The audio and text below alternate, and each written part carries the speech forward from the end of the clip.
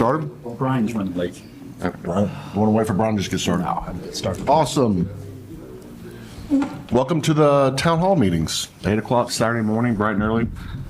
It's kind of a open round table thing where we just talk and answer questions and discuss ourselves, and Yeah, it's easy and breezy and casual. yeah.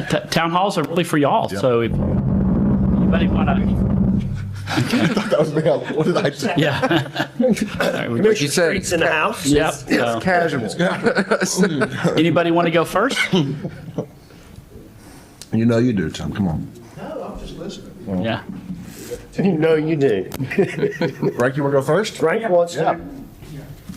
Thank you for previous.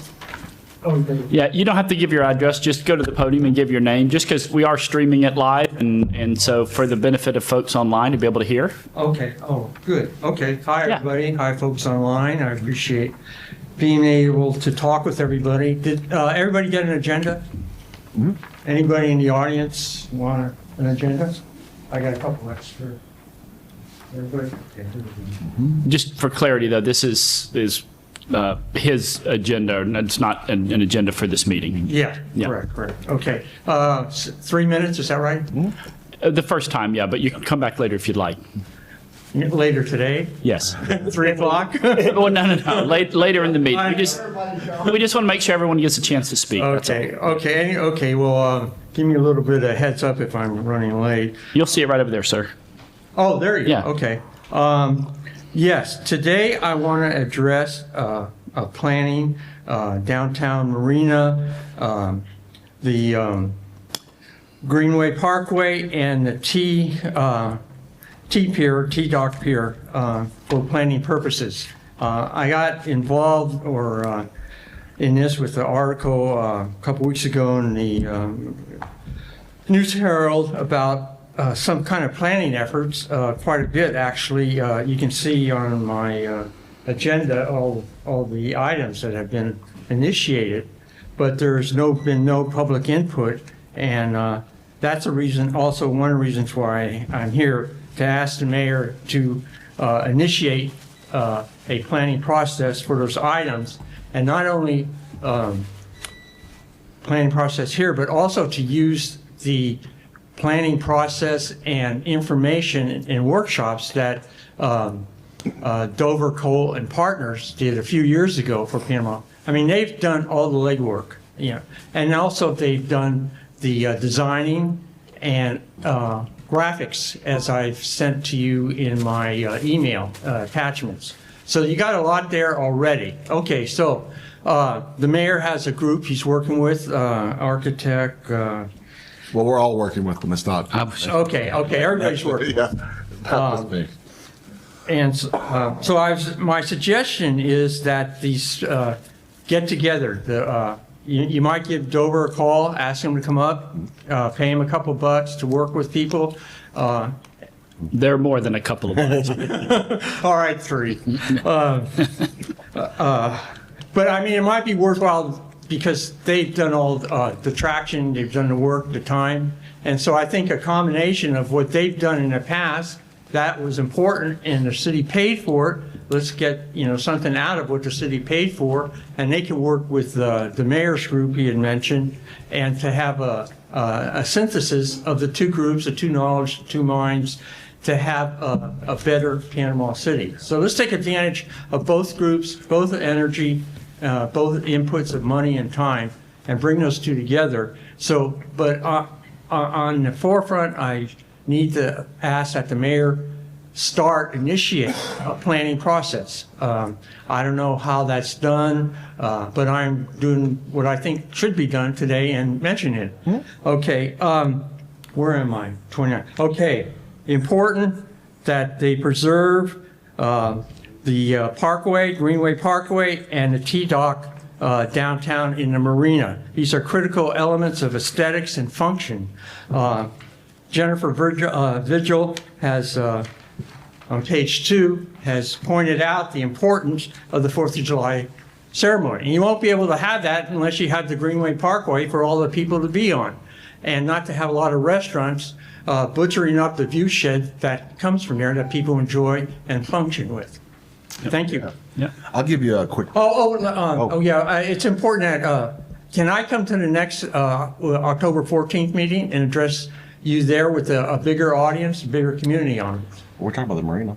Yeah, if it's on, I'm trying to think if it's on the marina, or if it's on the, I think, are we putting that under you, Commissioner? Under Nevin. Under Nevin? Oh, that's right.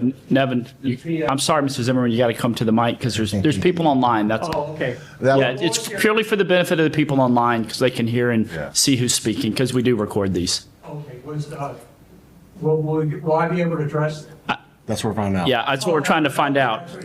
I know he's giving an update on the sale of property in St. Andrews, but I wasn't aware that you were giving an update on the downtown marina, but perhaps he is. Nevin Zimmerman, your city attorney. We did get a proposal, a task order from PFM, and so my intention was to go ahead and include it on the agenda for approval. And I think we'll get something from Dover Coal as well. Yeah. So yes, you'll be able to speak to it, Mr. DePinto. Yes, absolutely. Yeah, and I'll give you a little update I'll give you an update from part of what I've seen. Dover Coal is one, we're talking to them. I had a conversation last week about coming in and doing the same thing. I had a conversation with one of their associates yesterday. And the sketches from John Anderson, we're talking about these deal points. The whole thing is so foggy, including even the developer doesn't even yet know what they want to build. They want to build what we need, right? They want to build what rents and gets used for it. Yeah, well, if it's not something we want, they fail as an investment too, right? If things don't get rented and things don't prosper there. And so when they said, hey, we want to build some stuff there, I was like, well, I don't even know what that looks like. And they gave no input. They didn't say, do things near the water. I literally had this guy that I've worked with before personally who's really good at just conceptual things. He's very aware of developments across the country. I said, John, let's get you under retainer just to give us some quick sketches. And he said, well, what are they building? And I said, I don't know. And they don't know. And I said, well, because as you add more square footage, you add stormwater issues and parking and all the things like that. And so he said, is it 1 story? So I said, well, I know it's less than 35 feet. Mm-hmm. And so he just gave a stab at what it looks like. But I knew that as soon as we drew something that it came from us, it's all of a sudden, and I 100% understand the perspective of the city has a drawing, this is what they're doing. And none of us had input. We have a lot of drawings. We have a lot of drawings. Yeah. And concepts. But it helps you visualize what it could be. And so I think between that drawing of going, oh my gosh, well, that's 300,000 square feet, it's a lot of square footage, and we want to be strategic and have input, we now are agreeing to bring in Dover Coal and do public charrettes and all those things too. And the advantage of Dover Coal is they know the community much more than some new firm who doesn't, they misname our streets and they don't know the name of the parks. And so Dover Coal has hundreds of hours, if not thousands, of community research.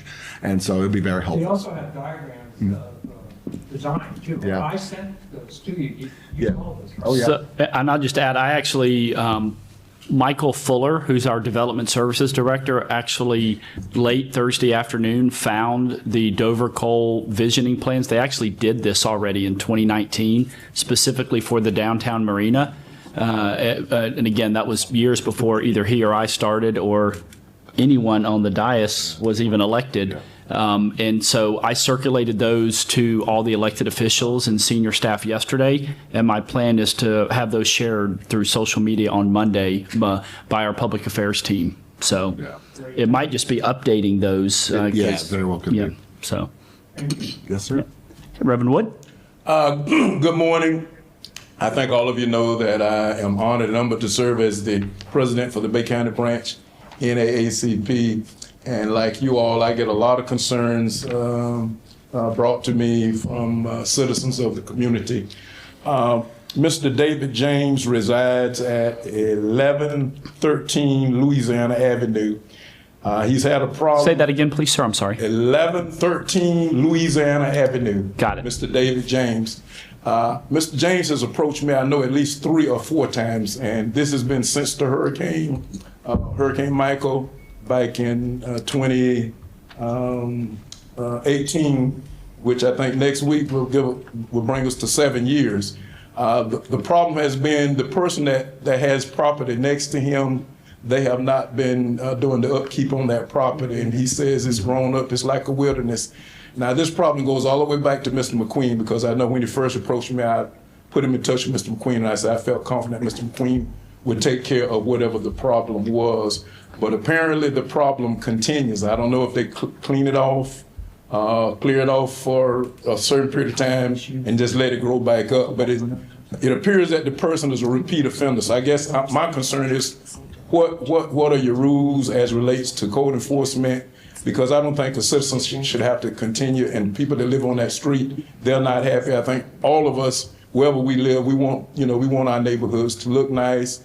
But I don't think a person should have to continue to complain.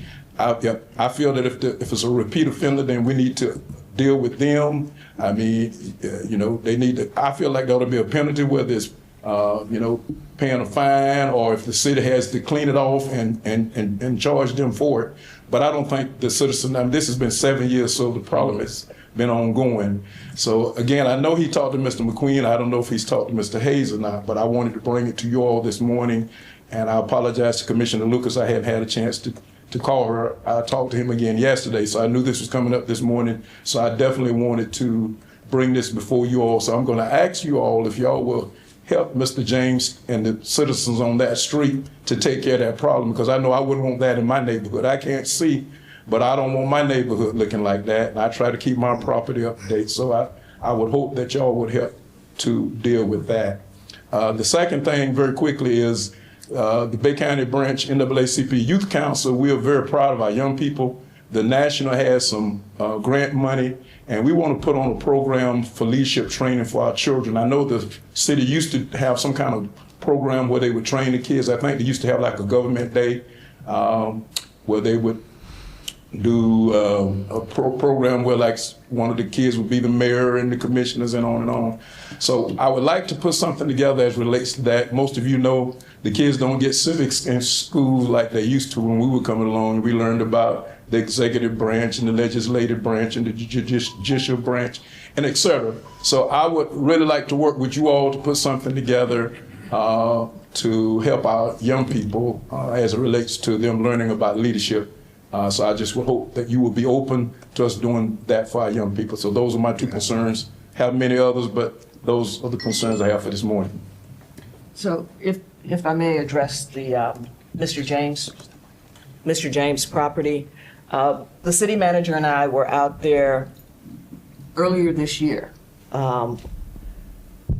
And that parcel has been cleaned, but he's not keeping it clean. Yeah, exactly. So it just keeps recurring. Exactly. And so we'll look into what additional leverage that we may have to stop it from being a recurring event. Okay, You'll recall that Mr. James's home is almost on the corner. Right. And there's a water drainage area Okay, to the right yes. of that. And that property. It's an empty lot now. Yep, Yes, okay. but it's overgrown. Got it. And so it gets cut back, but then it's overgrown again. And so, yes, we'll be happy to address that more More assertively. more I would say. assertively. Well, thank you. It's been Yes. 7 years, so I Yeah. think it's about time. Yes. I would appreciate that. Thank you so much. And certainly we'll glad to work with you on a youth leadership council. Kind of like a mini government training, not Exactly. government, but understanding government. Things that we used to get in 7th grade civics. Exactly. That we've got a group of people that are adults that are missing that understanding. That's true. So, so if we can continue Is it to okay to laugh at that? stamp out, well, I mean, It's the truth. it is the truth. Front row. So we'll address those. Thank you, Commissioner Lucas. I All appreciate right, that. thank you. All right. Okay, sure. Good morning. See Morning, y'all, I know it ain't happy y'all to see me. always. We thank God for all of you. I have complaints that folks come to me about. And one complaint that happened, and y'all did it a couple of years back, that Miss Andrews had wanted to rent to borrow on a holiday one of the buildings to have a family benefit. And y'all told her that y'all was, wasn't gonna do it, y'all was changing. Y'all went up on the rent and figured the rent would stop folks from wanting to rent these buildings that have benefits, and y'all went up on the rent. I found out the other day, a young lady called, wanted to have something in one of the buildings. And she was told that y'all did not rent those buildings on holidays anymore. That's the first time I heard of that. Might not have been in the meeting when y'all made that motion that y'all would not have, nobody could rent those buildings on a holiday because y'all was trying to take care of your employees, that they could have time with their family. I worked for the city for 31 years. Plenty of times I had to go out, leave my family on holidays. Thanksgiving, Christmas, make no difference. So they had a problem. My job was to go out there and solve it and fix it. Now, it would not take that person long enough to that much time, probably not even 30 minutes. Go out there and make sure everything is functioning in that building before that person get in it. They get there and the air conditioner not working. They have a right to call somebody. They done rented it. They should have air. And any other problem, the bathroom not working, they should check that. Make sure that when they go there, all they do is probably only take 30 minutes, then they go back home to their family. And those folks are go have to clean that building anyway. If they want their deposit back, they got to clean it.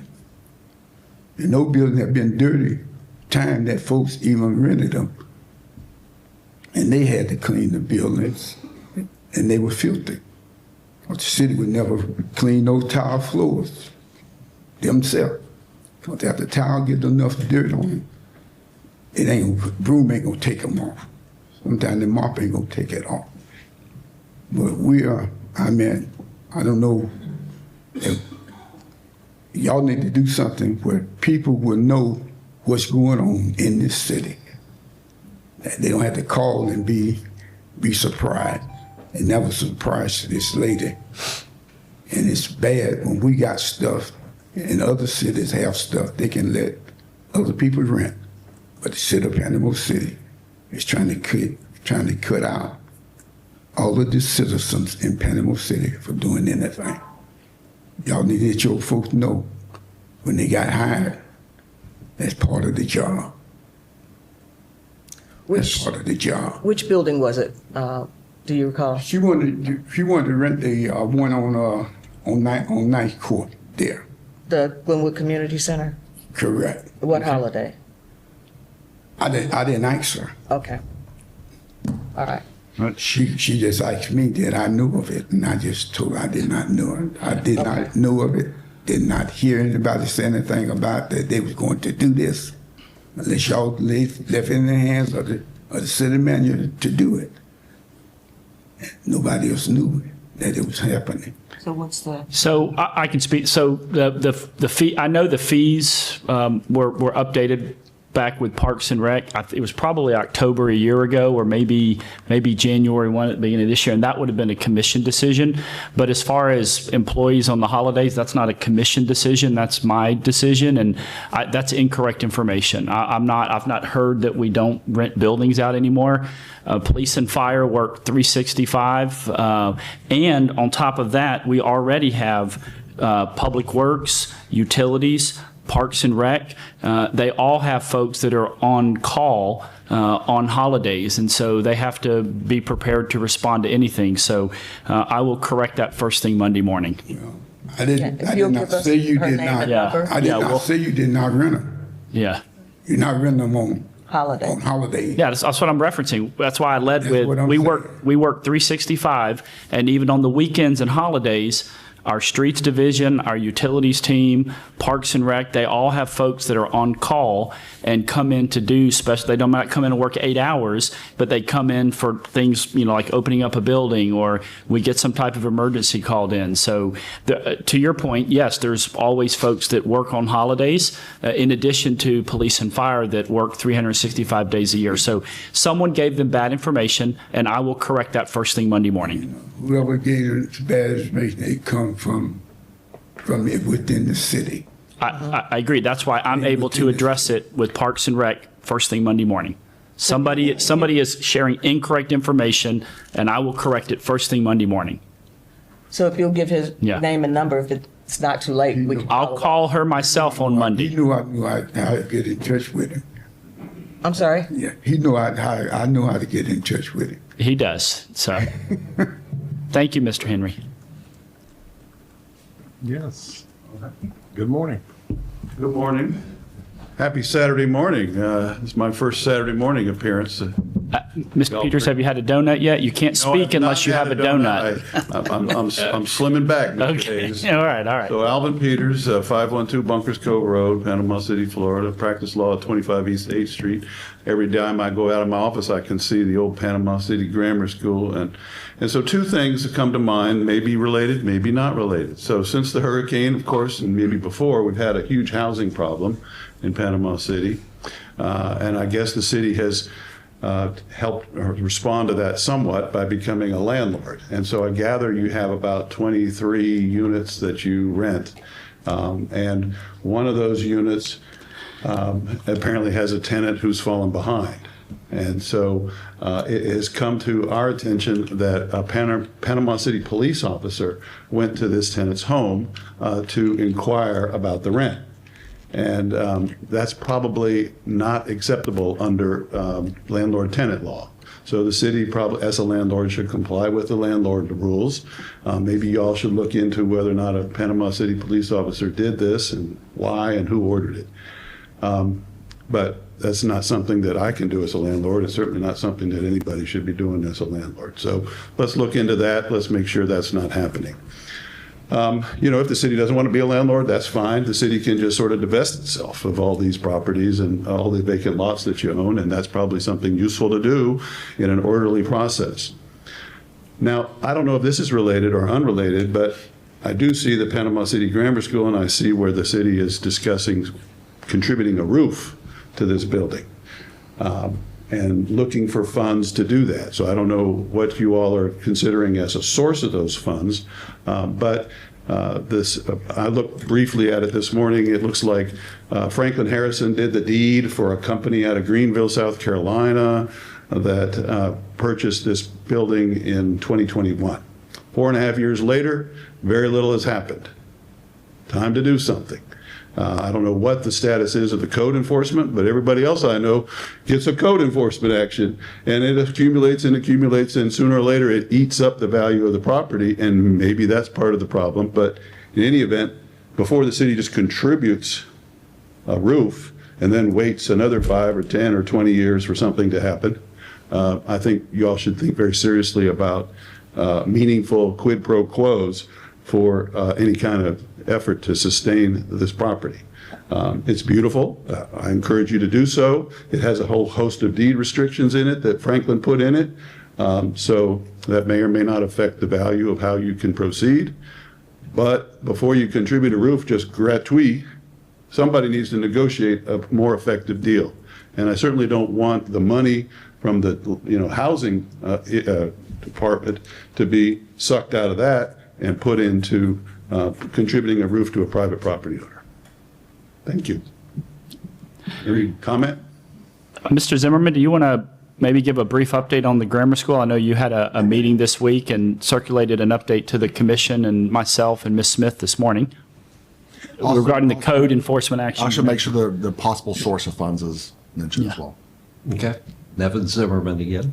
I did send the commission an email earlier this morning on the topic of the Panama City Grammar School. There was a Zoom meeting that was held, I think it was Thursday of this week, with the attorneys, Patrick Hagan I forget the name of the law firm, but it's there in Tallahassee. And when this item was placed on the agenda, I received a call from Mr. John Whitson, who is one of the principals of Realty Link, who is the owner of this property. And he was inquiring as to what was going on, the agenda item. After the commission meeting, now we did get an email, I think it was the end of last week, where Mr. Whitson and Realty Link has hired a law firm to investigate, well, just what is going on, what is the status of the code enforcement action. So most of the Zoom meeting was just bringing him up to date and his partner as far as the different, and we also sent him the files that we have on the code enforcement actions, all of the current orders. We agreed, and we're sending them links to all of the, so they can watch the code and the hearings in front of the magistrate. So most of the conversation, if not all, was just bringing them up to date as far as where we are. There's specific questions where, what does it take? One, does city staff believe it's currently not in compliance? And that is city staff's belief. And number two, what do we need to do to bring it into compliance? And the answer to that is up to the property owner to make suggestions. Staff is there to assist as far as what it might take to bring it into compliance. And that's what they went off to do. So that is, I hope and anticipate hearing from them, Mr. Hagan, next week, as far as the Panama City Grammar. Any other questions on that? The funding, I think, was. Oh, the funding. Possible funding. Yeah. Okay, there is, as with any proactive abatement action, the city spends its money first and then must wait to get it paid back. And that's what the nuisance assessment liens process is. So there has to be funding for it. There was action by the City Commission to inquire the Downtown Improvement Board and the Community Redevelopment Agency whether or not those two entities would be willing to pledge a source of funds to go, and then the city would borrow money, and if it were necessary, to proactively go out with an abatement process. I believe it came up at the DIB meeting. I know some of you attended. Don't believe any action was taken. It is on the agenda for the CRA to consider Tuesday of this week at your meeting. Maybe the owner will address it, but that's what we'll be finding out later. So Nevin, that's not a whatever the cost is, it just goes to the building and just stays there forever, right? Like, I mean, there's like the city would recoup that money eventually in the future if the building ever sold, right? Or Correct. if there's a lien against it. Like, can you explain that a little bit further? Because I think Sure. some people have thought that we're just trying to cobble money together and just throwing it at a Gifting private them a building. roof, Yeah. I will address it. I also will note that Mr. Perdue is on your agenda to talk about just tax certificate process with the county, and that will come up later in my discussion. But To clarify, he's on for this Tuesday, October 7th. okay. So the city, after Hurricane Michael, started budgeting significant money to take abatement action against properties that would not come into compliance. Over the years, the city has received back over $1 million a year in nuisance assessments that were paid on the ad valorem tax bill. So the process is that once a final order is entered, and you actually have costs that are incurred to fix things, to repair things, to demolish things usually, then that is placed as a nuisance assessment lien on the property, on the tax bill. So in November, if you have a nuisance assessment lien, you have your ad valorem taxes, and then you have a special assessment just for, that's peculiar to whatever to that property, that would be a nuisance assessment. If If that is not, you cannot partially pay your tax bill. You have to pay all of it, including assessments. So if the tax bill is not paid in May, I believe their tax liens or tax certificates are sold. And what that process is, and you'll hear more about it, is that you bid an interest rate. So you might say, I will pay for that tax certificate, I'll pay the tax bill, and then they must pay me back 4% or 10% interest. Whoever bids the lowest percentage on the return is sold the certificate. And then when the taxes are paid, then the person who paid for the taxes gets paid back. The city, though, once the tax certificate is sold, the city gets the taxes that are owed, as well as the special nuisance assessment. It gets paid in full as soon as the tax certificate is sold. There's always a risk that maybe tax certificates don't get sold because the assessments or the taxes are worth more than the value of the property. But we've had examples where the city spent, I don't know, $400 and some thousand tearing down a hotel. Was placed as a lien, and it was paid. So that's the process as far as tax assessments go. Nevin, in that instance that you're discussing, there was a mortgage on that property, correct? That was above that tax assessment. There was a mortgage. And so Which property when was the that? investor looked at that, it would have taken in totality the cost of the mortgage as well as the tax certificate to understand the risk. Yes, the Buccaneer down here on Beach Drive was one. There's another example of one that hasn't been paid yet, but I think it's about to be paid. And where is it? It's near the college. I And forget. what, did we tear something down? Yes. Have we ever repaired something, or have we always torn something down? I'm sure the city has repaired, but it's not common. I just don't recall off the top. We don't have that many historical buildings in Panama City, so I would imagine that the rate of tear down to repair when in scope of historical buildings, it would be probably pretty rare for us to try to repair a historical building because most buildings are not historical. Thank you. Yeah, thank you. Could you speak to also, Mr. Peters referenced a PCPD being sent to the home? It's a rumor that's out there. Did that happen, City Manager? Do you know about this? I do. So I know that there was a police officer went to confirm that someone was actually at a house and that there was an active renter there. And out of respect for the housing department, I'd like to just leave it at that, but it had nothing to do with any amount owed or any enforcement action like that. It was simply to verify that someone was indeed at the house.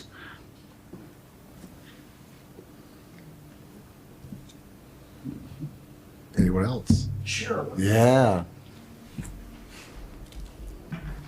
Tim Fontaine, and good morning, Panama City, and the donuts are great. Just out of curiosity, since we're talking about tearing down buildings and all, the old Seaside Inn on East Beach Drive, is there any plans been submitted to the city for what's going to come after that?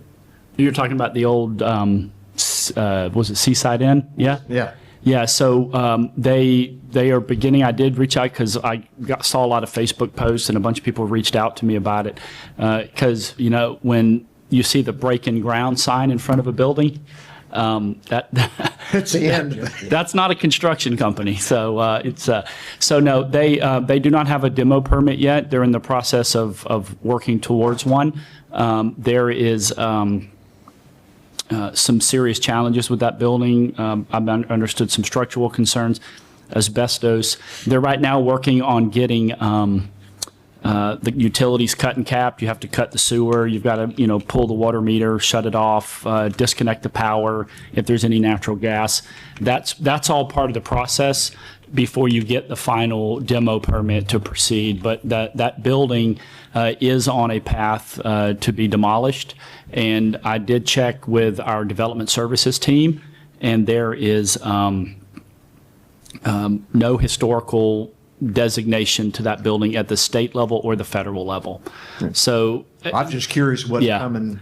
I don't know if there's necessarily any redevelopment plans at this time, but that facility will be demolished. Okay, thank sir. you, sir. Timeline, I don't know, but probably sooner rather than later. Yeah.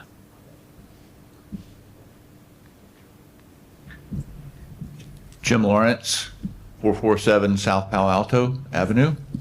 Thank you for hosting this. Thank you for also the planned 3 workshops that y'all have coming up. I haven't seen specific dates for those yet. We're still in get the quote from Dover Cole. And Good PFM. deal. Yeah, and PFM. Yeah, I totally concur that he's the right guy to come because of his experience and background knowledge. I'm not going to ask a lot about the marina because I know that the development on the marina is both simple and complex and hasn't moved forward. But with regard to off the marina, some of the uplands, what is the overall decision process for making any of that development work? And specifically, who are the entities? I know there's the individual property owners and there's the umbrella of the city and all your departments, but are there other entities that play into this decision process that we need to understand as concepts are developed for potential use of these upland areas? Can y'all briefly just tell us that process and who these entities are? You mean on the whole, just the upland of the marina or off-site from Government Street out? Government Street out. Oh, Not even worried about the marina, just the uplands. Well, Things not constrained by the St. Joe contract. so the uplands are south of Government Street. South of Government Street, and then you Yeah, have property between north of Government Street and the too. marina. Yeah, between Government Street and the marina. Okay, So the man-made dirt that was created in the 60s is what we refer to as the uplands. It's Right.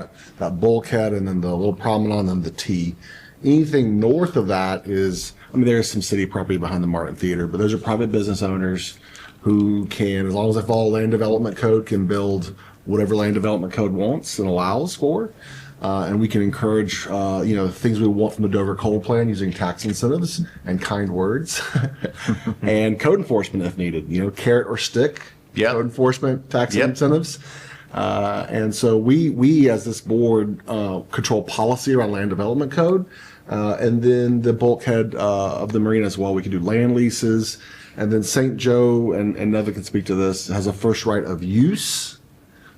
Correct, not first right of use, which means they get to, if someone presents an idea for something, they get to say, yes, we'll build that, or no, they can build it. And my understanding, and I actually had a meeting with George Gonzalez last week, their goal is just to protect their investment. Sure. They spend a lot of money on that stuff, and what they don't want to see is, a business that deters from the look of it, a neon yellow thing or something that looks hideous and ugly. Okay. And, other than that, they're interested in seeing what people's ideas are and having other people build things, and they've been great partners. Forgive my ignorance, just for clarification, does St. Joe still have a say with regard to things that are developed south of Government Street but not on the marina proper? But that is marina proper. Everything South of Government Street is, okay. Yeah, Government Street's the little short road. Yeah. Yeah. And they have a first right of use. That's Right. Like he's using. Okay, so that north entire of Government property- Street is the city and the development.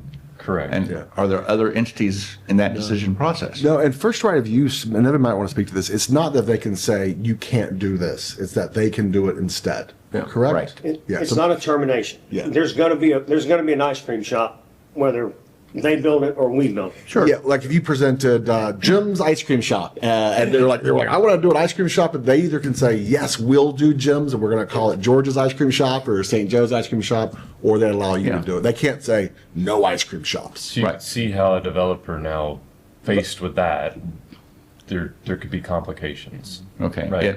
Right, so, the first right of use, they don't want to see, and I'm gonna use an example, it doesn't mean I dislike the project, the upside down house at the beach, okay? That's Panama City Beach. Yeah. We don't really, that's not really fitting on the marina. okay? Wonderworks, okay. But anybody that's gonna do something down there has to go through the development process. So it's not just, and the public charrettes, those are the things we talk about. What are the things that we don't want there? Okay, and that's really to me, that's what I want to try to take out of the public charrettes are, we've got a list of allowables, okay, right now, and they don't have to do anything, all they gotta do is ask for that.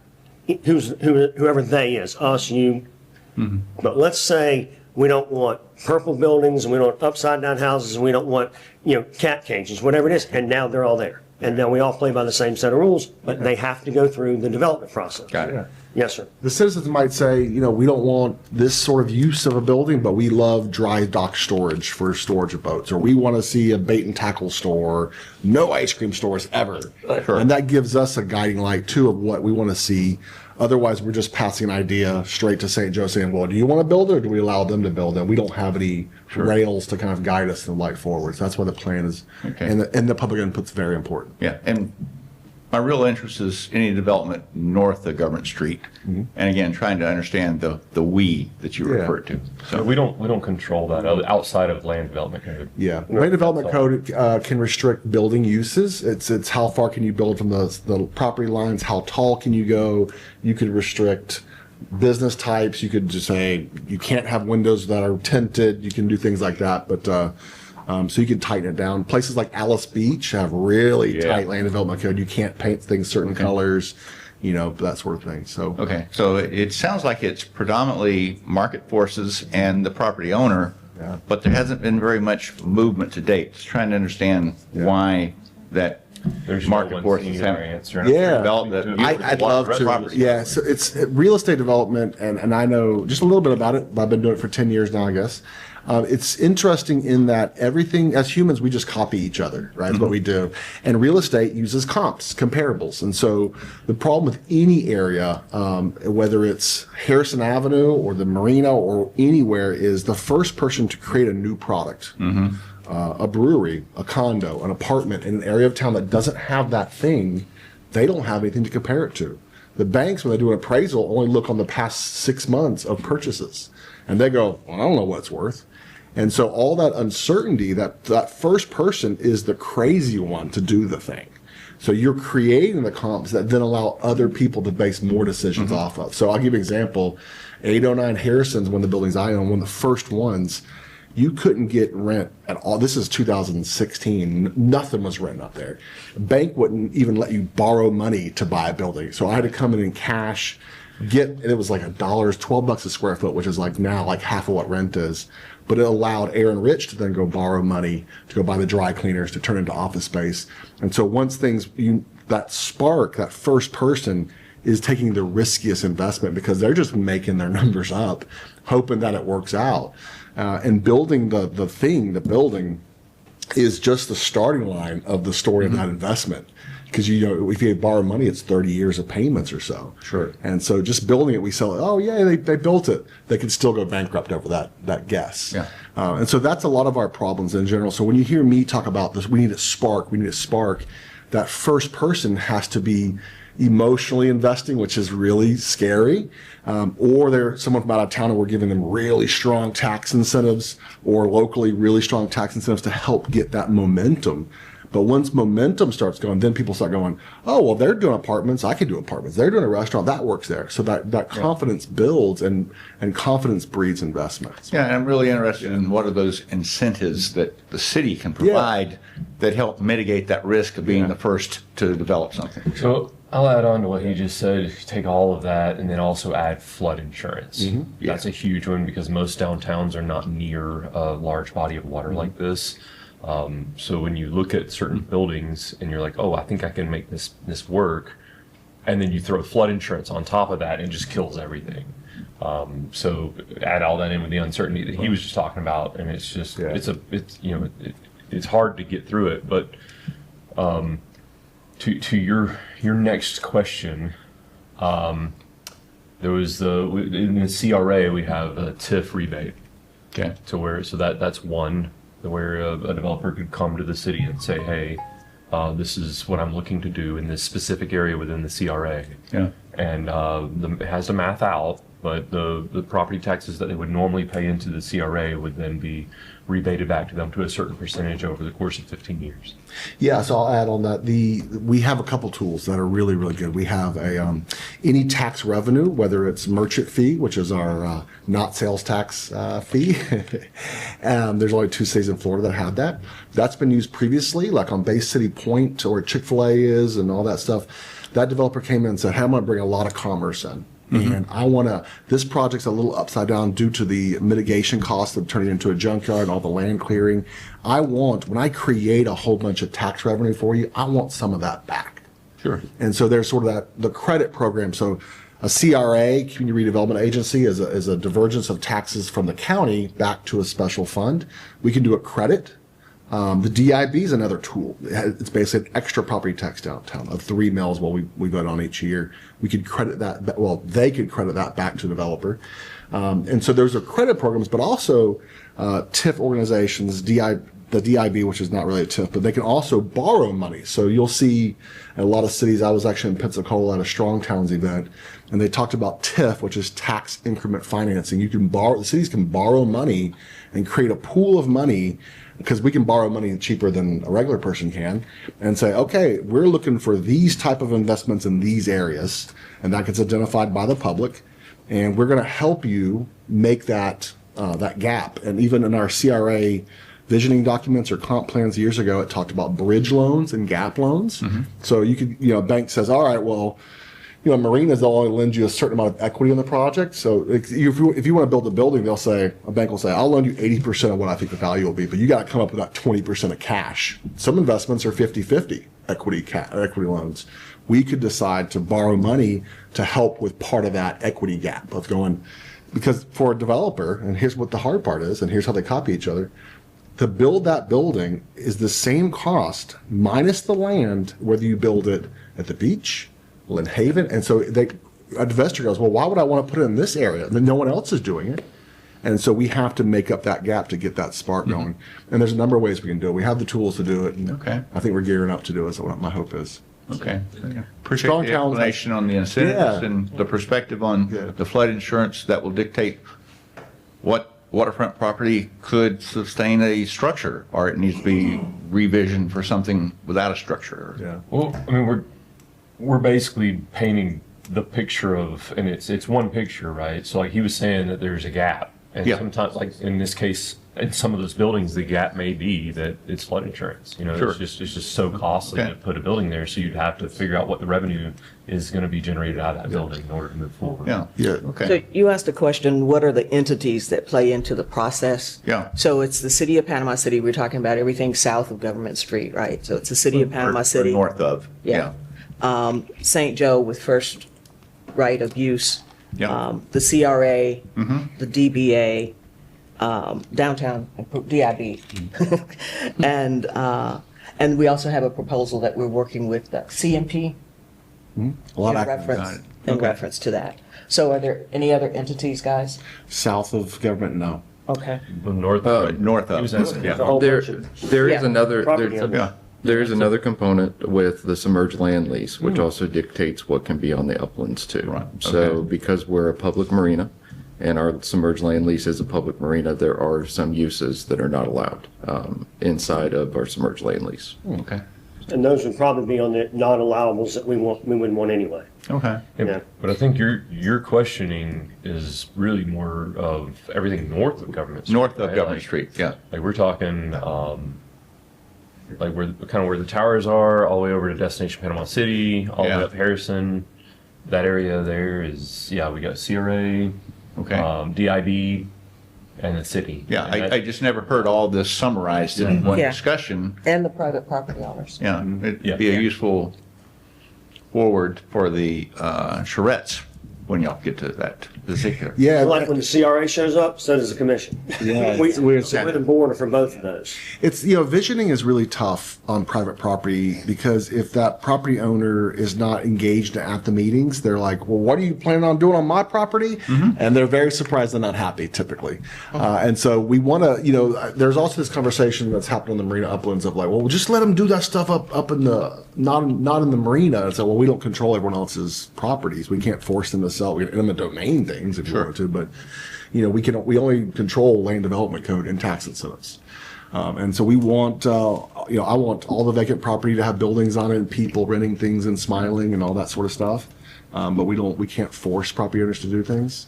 Understand, and not advocating force. I'm just trying to understand why the developers that buy the property aren't developing it. Yeah, deals fall apart. So many reasons. Real estate development feels like a process of hitting dead ends and then being like, all right, can't go that way. Gotta go this way. They fall apart. Contractors and time holding costs of property. Sure. I probably have our entity that's doing the Mashburn project over here probably $300,000 or $400,000 of holding costs of just so it's $15,000 a month, just choom, choom, choom. And so a lot of development can be encouraged through just active communication. Like I've been reaching out to people who have active building permits or started the development process saying, hey, I'm the mayor, I'm willing to come to your meetings and you know, help create an environment where there's collaboration.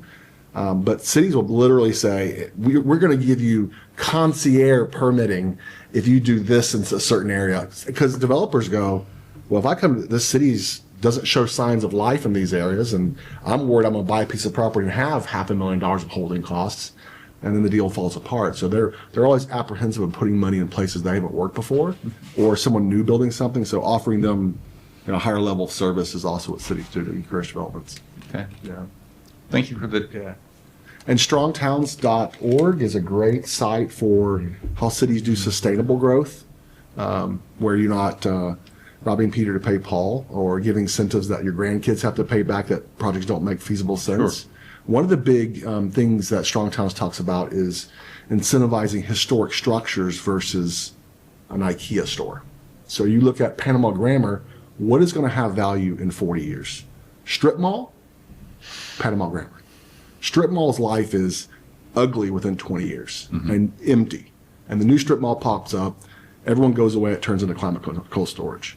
Historic buildings only gain value and soul of a community. And so a lot of the Strong Towns narrative is built around really incentivizing, encouraging development in areas that don't have it and really keeping your historic structures versus, because that's a harder project and a strip mall developer does those all over the country and they can just pop them up, but they don't bring a soul to your town.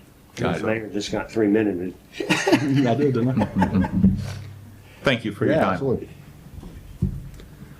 As you can tell, I love this stuff. Who's next? Yes, sir.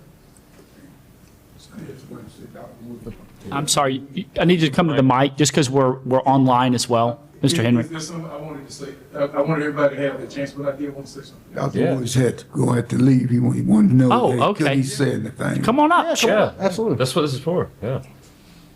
Well, again, you said once everybody had the chance, I wanted. Yeah. Okay. Good morning once again.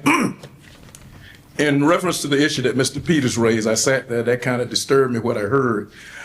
So I know, Mr. Hayes, you said you wanted to hold off on that in respect to the housing department, but I'm concerned about law enforcement going to someone's home. Most of you know I'm a preacher. I consider myself a 21st century prophet.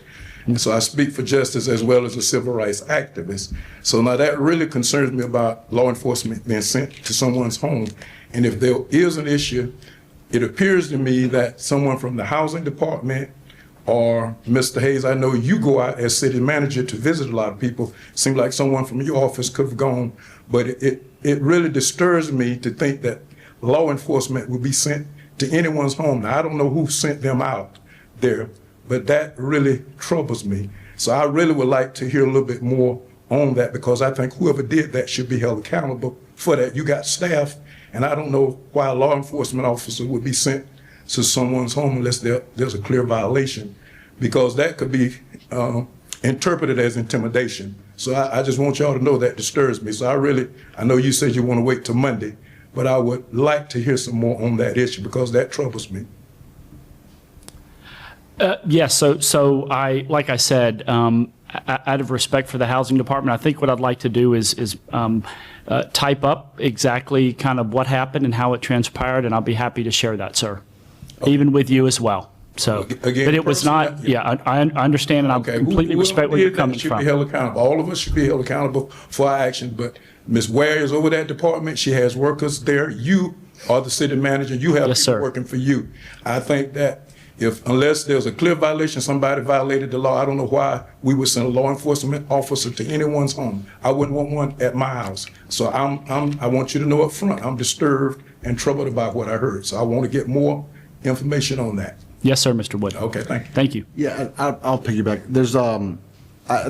We've encouraged, or I've encouraged, more customer service being written down. Because there's a lot of friction points when you deal with any entity, code enforcement, law enforcement, so many things. So I'd love to see more. I mean, it's when code enforcement shows at someone's house, not law enforcement, it's very contentious. And what we get is one side of the story emailed to us and misinformation happens. And so I would love to see things written down where we drop a note off to contact us, and so we're able to say, this is what we dropped off, versus he told me this and she said that, and we want to avoid that. And so I'd like to see more written communication. Yeah, agree. Anyone else? Just want to ask while she's coming to the podium, is our housing department under investigation? Absolutely not. Thank you. Yes, ma'am. Hello, Robin Wilcox, 1401 Clay Avenue. Hey, Robin. Hello. Got a question. I was talking to one of my neighbors yesterday, and there's a empty lot that's kitty corner from my house. You're at 14th and Clay, right? Yeah, correct. And I heard there's an apartment building going up there. Can you give me, you're talking at Frankfurt, or you're talking at across the street, 14th and Clay, where the old FEMA trailers were? Right, that. I've not heard that, Commissioner Street. Have you? I know that's your ward right there. I would love for something to happen there. Exactly. Yeah. Yeah, I haven't had anybody reach out or anything like You know, that. Okay, good, because I want to Kind make of- sure that I don't even know what whoever goes it's, there is I'll pull up the zoning aesthetically too. pleasing. I do not want to look out my living room window can be and see a yeah, monstrosity. it could be apartments. I don't know. I'd have to check if there's a I'm limit on it. pulling up But the zoning, and yeah. who owns that? I have to. Who even owns that still? Affordable housing, there's nothing. I don't know if the feds still own it or if they, actually, Heritage Apartments are right there, and I believe it's like Heritage too. I think they own all the way to 14th Street. I'm almost positive. Can you pull it up, Josh? I thought Yeah. Joe owned it at one time. I remember seeing something like Heritage too. I just like whoever develops it to be encouraged to plant a lot of plum trees there. Yes. Because that used Well, to maybe be not the palm plum tree field, back in the day when Yep, Oakmont. I don't know what I call. Yeah. What's his So business? when those were woods, as you know, I grew up Right, at 14th and that's when I Calhoun. first bought the We house. had It was we in had woods. paths through there, and Yeah. we would dare each other to ride our bikes down that hill because that's a pretty good hill from from Frankfurt Yeah, it down is. to Clay. And so here. yeah, I hurt myself a few times in those woods, but it was a good kind of hurt. So Neighborhood general is what it is. So, in that zoning category. Before that, it was mixed use, 3, it looks like. Yeah, that's. Will we all be alerted when something is getting planned there so that we can have our say? So the development process, unless the land development code changes, so when someone applies for a development order, and if it meets the land development code, which we can have it sent to you so you can understand it, we can't stop something that the land development code allows unless we want to get sued. It's kind of like your property right when you buy something that has sort of what you can do there.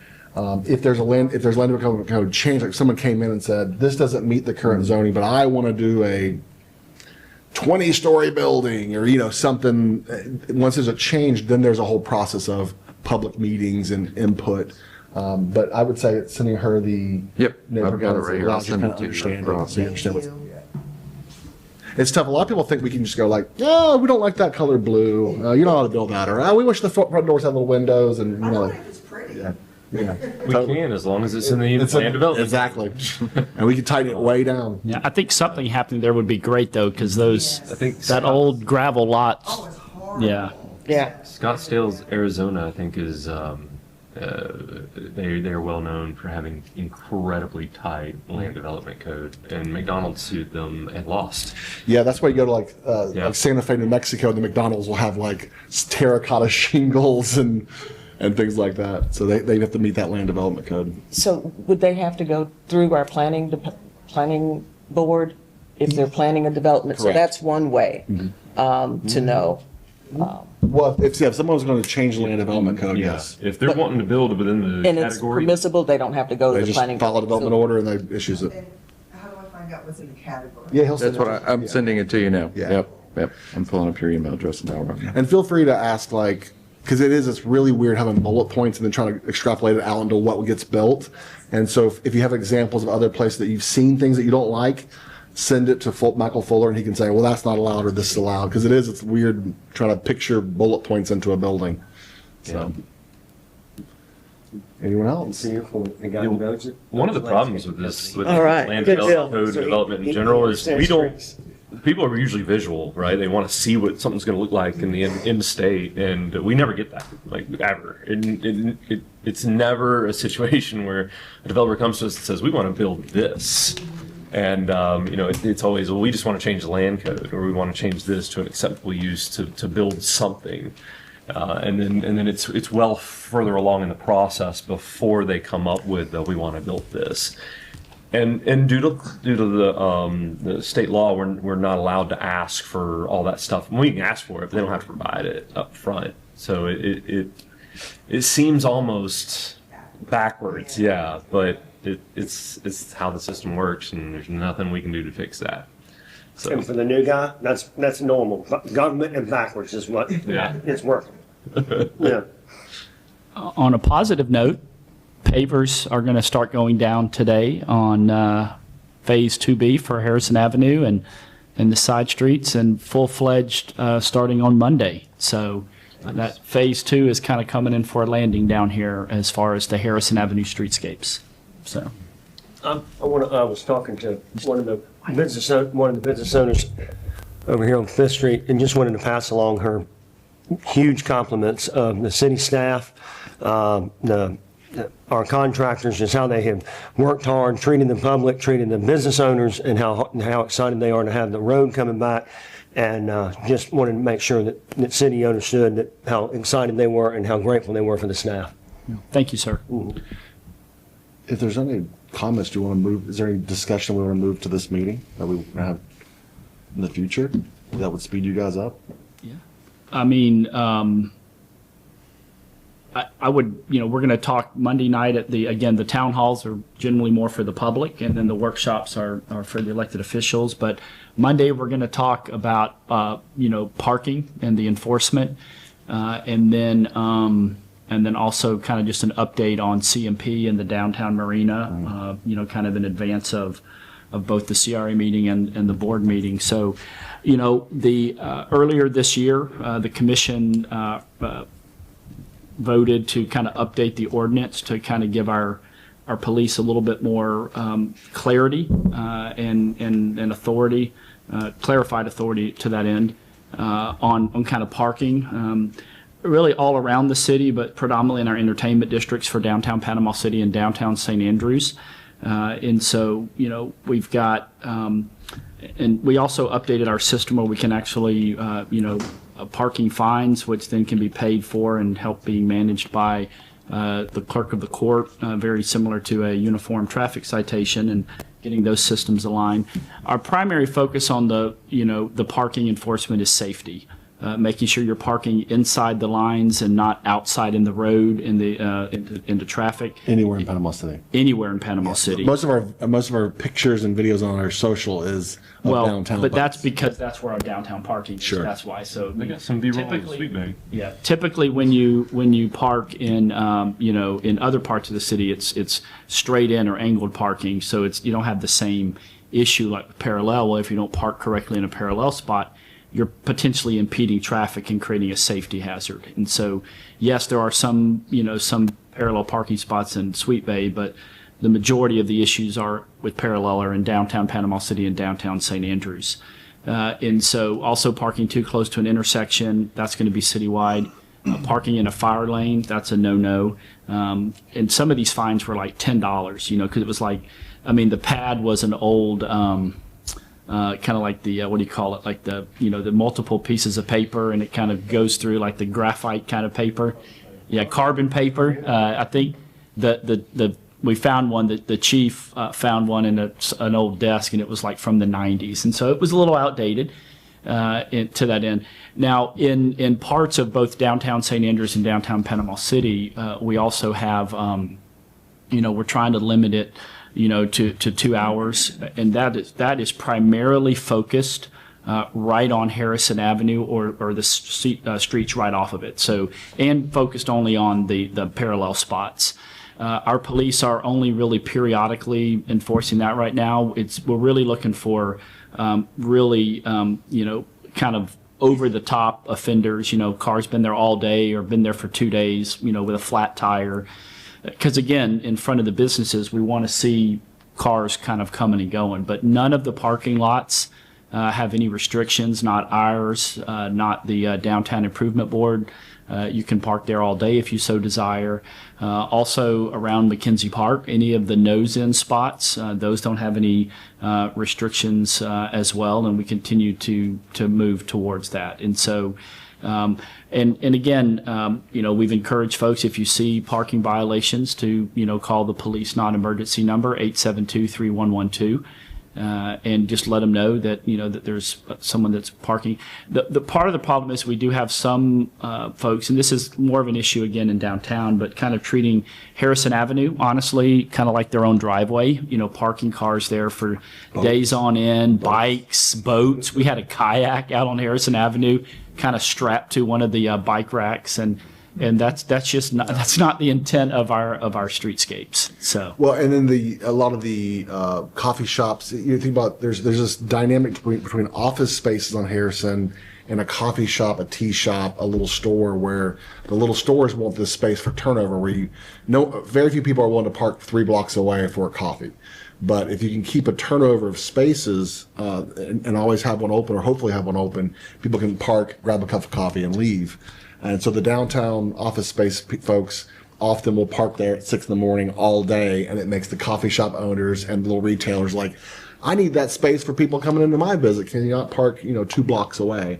So that even within the downtown community, there's friction within it too of who gets the parking spaces. I called Jonathan yesterday. I had a couple of business owners call and ask. They said, well, everybody in my office is now have their clocks set for every 2 hours so they can go move their car.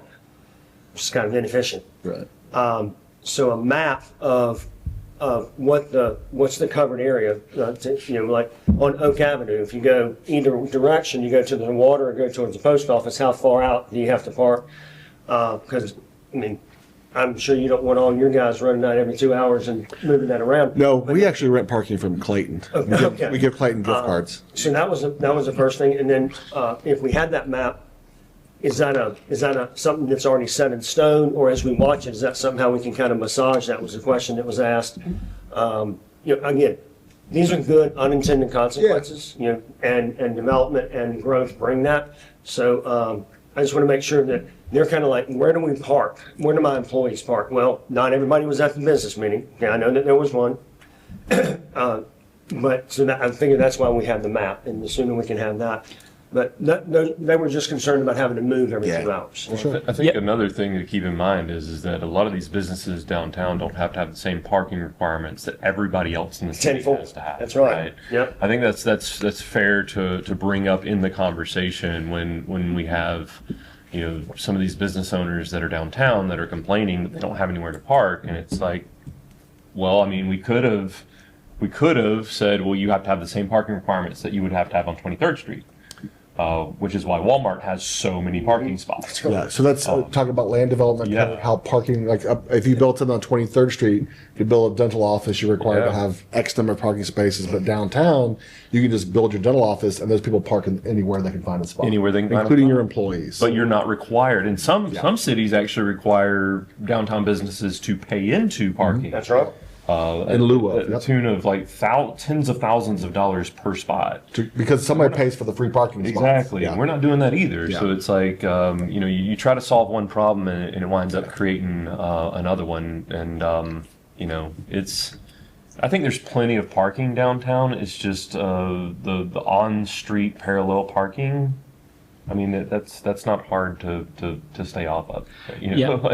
Correct. So Commissioner Hughes mentioned a meeting. So myself and the Downtown Improvement Board Executive Assistant and Chairman, we hosted a meeting this last, I think it was Tuesday, with the downtown business owners. There was probably 30 to 40 of them there. And they all consistently, they don't want employees kind of parking right on Harrison Avenue. The Harrison Avenue is not meant for employees to park all day long. I mean, that's really for customers and visitors, kind of that turnover. And so, as far as parking downtown, Commissioner Granger is correct. There's more parking downtown Panama City, south of 6th Street, from Beach Drive over to Laverne, than there is around the Panama City Mall, as far as the number of spots that are available. And then also with streetscapes, from Government Street all the way up to 6th Street. When we changed it to widen kind of the pedestrian area and the accoutrement area of the sidewalk in that end, and went from angled in parking to parallel parking, we lost 28 spots. That's it. Not 200. There wasn't even 200 angled in spots from Government Street to 6th Street. But I've seen that post on social media a few times that we lost over 200 spots. That is factually incorrect. Yeah. We only lost 28. And so again, Do we have over 200 in that spot? we never even had 200, ma'am. It was like I want to say it was like 148 and it dropped to like 119 or something like that. And so yes, we are working on a map that kind of shows, and there are some other areas where generally, again, the rule for the 2 hours, and I know the DIB is going to request us to potentially change the 2 hour to 3 hour, but I just need to find out, where, if that's something that I would simply decide, or if I would want, kind of the commission, or, have the DIB be involved in that. I do want to be consistent in both entertainment districts, both St. Andrews and Panama City, because if I just do it in downtown Panama City, then I'm going to be told, oh, I see how it is. You let people park for 3 hours in front of, and I'm just going to pick on two random restaurants, in front of Ferrucci's, but they can only park 2 hours in front of Alice's. So we want to be very consistent in how we implement that in our two entertainment districts. But, for the most part, it's Harrison and then one block each way. But, to Commissioner Hughes's point, if you look at Oak, it does potentially make sense to go one more block. We're going to look at that. I know kind of going out onto the marina, there's a couple of parallel spots, right off of kind of Harrison Avenue out onto the marina as well. And so, but again, it's really just the parallel spots that we're looking to provide limitation to. None of the parking lots and none of the angled in or nose in spots. And before we move on to that a different topic, if you're really interested in parking and its complexity, there's a 700-page book called The High Cost of Free Parking by Donald Schloop. He's a UCLA professor. Yeah. If you want to really want to get crazy. I feel like we have one in the city manager's office, so you can check it out, like the library, and we don't charge you. As far as rented parking spaces, like I know I've heard that the state attorney will lease us their parking spots for the weekend or in the evening. Do we have spots like that, say the courthouse, the county property? Can we park there? Do we have an agreement with them, or do we have? Could, and we could even do a partnership with the county and build a parking garage, because they need it during the day. We might need it for the mart at night. Yeah. So there's a lot of symbiotic uses. Yeah. But there's no agreement, and I'm not aware of any agreement with the state attorney, so I just think they treat it as open. Any other private businesses that or have we ever thought of engaged in it? The Downtown Improvement Board owns a parking lot at East Beach Drive, kind of behind the Atelier. That's theirs. And behind the Martin. And then behind the Martin Theater, there's actually 4 parcels it's kind of one giant connected parking lot. But if you look on the map, there's 4 parcels. 2 are owned by the city through the CRA and 2 are owned by the DIB.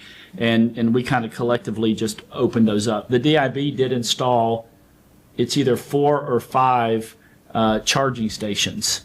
And that was something that the DIB did on its own. The city wasn't involved in that directly. We were indirectly supportive. I'd like to move the discussion to a potential agenda item that we're discussing on Tuesday. Well, Mr. Henry's here. Go ahead, yes, sir. I'd just like to change our parking, but I'd like to have a clear conscience on y'all passed on the last board meeting. The cameras that you're going to put in the school zones. I want to kind of understand if those cameras going to be there all year long, when the schools is out, when the school is closed, those cameras go be operating. If those cameras are going to be operating during those schedules at that time, I don't see why that camera should be when school is closed until it start back up again. Why those cameras will be running? Why would they be running? That means that those cameras is not just for the school zone. They for you to get somebody else for running over 20 miles an hour in that area. And I think that when school is closed, that 25 miles an hour should go away. When they're gone home, when it's closed, that should go away. Y'all should put another sign up at what the speed limit is going to be in that 25 miles area of the school, where the schools are at. When you go through there, my car would point when I drive, wherever I drive at. If it's a sign there, my car would pick it up, say 20 miles an hour. Mr. Henry? If it's 30 miles an hour, it go say 35 miles an hour. So we're promising not just the man who will put these cameras in on the school zone. City's gonna be profiting as well. And he gonna be profiting as well. So that means that it need to be made clear what is the speed zone going to be. Not somebody be on surprise, y'all send them a ticket that they was running too fast in the school zone. Mayor? After hours, yes. Okay, so the speed zones are set, but your point is valid. It's when kids are in school, they're gonna give us data for 30 days of all the schools that are covered. Because my concern was, why are we ticketing people while we're in, if this is a child safety, let's look at them on drop off and pickup. But if we're giving tickets during the day, then it becomes about making money, not child safety. That was this way I interpreted it. So for the first 30 days, and correct me if I'm wrong, guys, once it's installed, they're going to do a data-driven report for us to come back and say, okay, these are the schools, here's when all the people are getting tickets, here's our highest ticketing time and the locations. We can then hand pick if we want to turn them off during the day, we can keep them on. And they will not be on after school, on the weekends, on holidays. No, and they won't be on as well. And then we also negotiated being able to terminate it within 30 days. Is that right? Correct. Okay, with written 30 days. That's down from 3 years. So if we don't like what we see, they can take their toys and go home. Yes, sir. But you're right. And they'll only make $21 a ticket. And it's always reviewed and it's on camera. But all that comes after a data report given to all of us about, is this a money driver or is it a child safety driver? In my opinion, that's how I'm going to look at it. Is that what we voted on, guys? That's correct. It's not starting until January. And so in state law, again, to Commissioner Hughes' point, state law limits when it can be. So you cannot get issued a speeding ticket outside of the school hours, which is 30 minutes prior to 30 minutes after.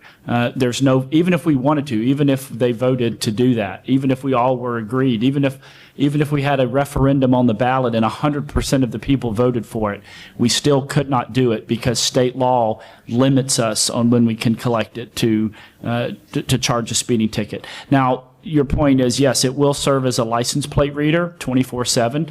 We've got about 80 to 90 license plate readers in the city, and it will serve as that. But a speeding ticket will only be issued during school hours. We will collect that data for 30 days and then report that back. The issue is yes, the bulk of the kids do come and go around the same time, but you do have kids coming and going throughout the day for a myriad of different reasons. Appointments, different schedules. That's more prevalent on the high school campuses than maybe on the middle school and certainly on the elementary school campuses. But you do have, again, because so many people walk now or ride their bikes, because if you live within 2 miles of the school, they don't do the busing service anymore. And so we do have a higher number of kids and that was statewide, kids kind of coming and going on their own inside of their respective neighborhoods. So there are a lot of limitations around that. And we agree 100%. We will 100% make sure that the speed limit signs are clearly marked. I understand that very clearly. Good. But the point, I know what the law is, that you shouldn't do it. Some of us will go above But we the can't law. do it. You can't do it, but Right. you go above. Sometimes you go above the law. But I want to know if those championships would not be operating somebody come through there after school hours. I know you're saying that some students going after that. That's not school hours. Y'all got signs that got the hours that those schools are closed when it's to open up for these things to happen. Y'all got signs. It's on the sign. It's on the sign. At certain schools, it don't start, because I go through Balboa every day. Yes. And it's a sign on there that says, school don't start till about Yeah, 7:45. we're going to be redoing the signs. Correct. We're getting new signs, flashing signs. 7:45. 100%. That's Signs what that have they the, say. when the tickets are being issued, so people fully understand what they're doing. But I would recommend not speeding anywhere in the city of Panama City. Yes. Not school zones. That is correct. Please obey speed limits throughout the entire Yes. city, and I think Sheriff Ford would say throughout the entire county, please. I'd like to move to a different topic if we Can I say this one? You've had a lot of minutes, sir. I knew it. That's just one thing. Got a lot of minutes. If y'all want to change government street name, then we should have a say so in changing government You're street. going to. I knew it ain't that long, ain't but 2 blocks. Still don't make no difference. We should have a say in it. Walter P. Henry Boulevard. There you go. Yeah. That's right. You can say my street if y'all want to change somebody's street. No, come on now. If y'all want to change somebody's street after somebody, I'm the oldest person on my block. I'm the oldest one on my block. Been there. I was born on that block, on that street. So you were doing the changes to make, and I ain't did anything, but I lived here all my life. And y'all want to give somebody else something you don't even know about, but you want to take a street and name after. Thank you. I'd love to talk about the. I think we have another. Oh, one more. Yes, sir. Morning, guys. I know you want to shift everything. I'm TC Shan. For those of you who don't know me, I own multiple businesses downtown. I'm bringing up parking. So I was catching a live stream, have a few questions on some of the things you guys brought up. One of the businesses I own is C&G Sporting Goods downtown, and it is a crapshoot with trying to park. Okay. I don't know which you would prefer, me carrying weapons down the street or being able to pull up in front, get my stuff in and out, and do things of that nature. If I've got to park all the way down by the marina and carry rifles, I mean, we're open carry now, all that thing. I don't think that that's the proper thing. I'm for Second Amendment rights, obviously, but I don't think it's the thing for the entertainment district. I got a little frustrated yesterday because I was actually one of the people that was moving their vehicle every 2 hours, having to jump hopscotch doing things when there were empty parking spots next to where I was parked. So for a 2 hour timeline, My clients come in, they go do a firearm form. That's more than a 2-hour process by the time we're done showing them a firearm, doing all of those things. One of the things you mentioned that I may not understand was that nose-in parking spots did not count. The side of our building, which is not our parking lot, obviously, but it does have nose-in parking spots. We try to move vehicles. Most employees don't park there, but if I'm bringing weapons, money, anything like that, walking down the road is not the thing to be doing. One of the other concerns, Mayor, is back behind us, your restaurant. There's 3 parking spots there that have booths in them. I heard you mention rent. Is that spots that you rent, or is that just there? Because if they're there 24/7, why am I on 2 hours? Yeah, happy to. Booths? No, so booths. So, about 13 years ago, the city passed that restaurants can expand out into parking Oh, spaces. El Weirdo. Okay. Yeah. Okay. Got it. So that's part of the land development code, that any restaurant can expand out into parking spaces because it generates revenue. Just like you can put shops and things out on the sidewalk that you don't pay for as well. The other thing I'd recommend is, much like when we have deliveries of beer and things, we schedule it. So you have an alleyway right behind your building. Bob Hurst uses it with a back door. That's where I'd be bringing the rifles in. I'd coordinate with the driver saying, hey, park here at this time, working with Bob. Bob likes to block the alleyways for a long time. And so he's doing offloading and just working with them. The alternative is to move the location and have your own parking. So you could make an offer on buying parking or lots from people, but downtown is shared parking.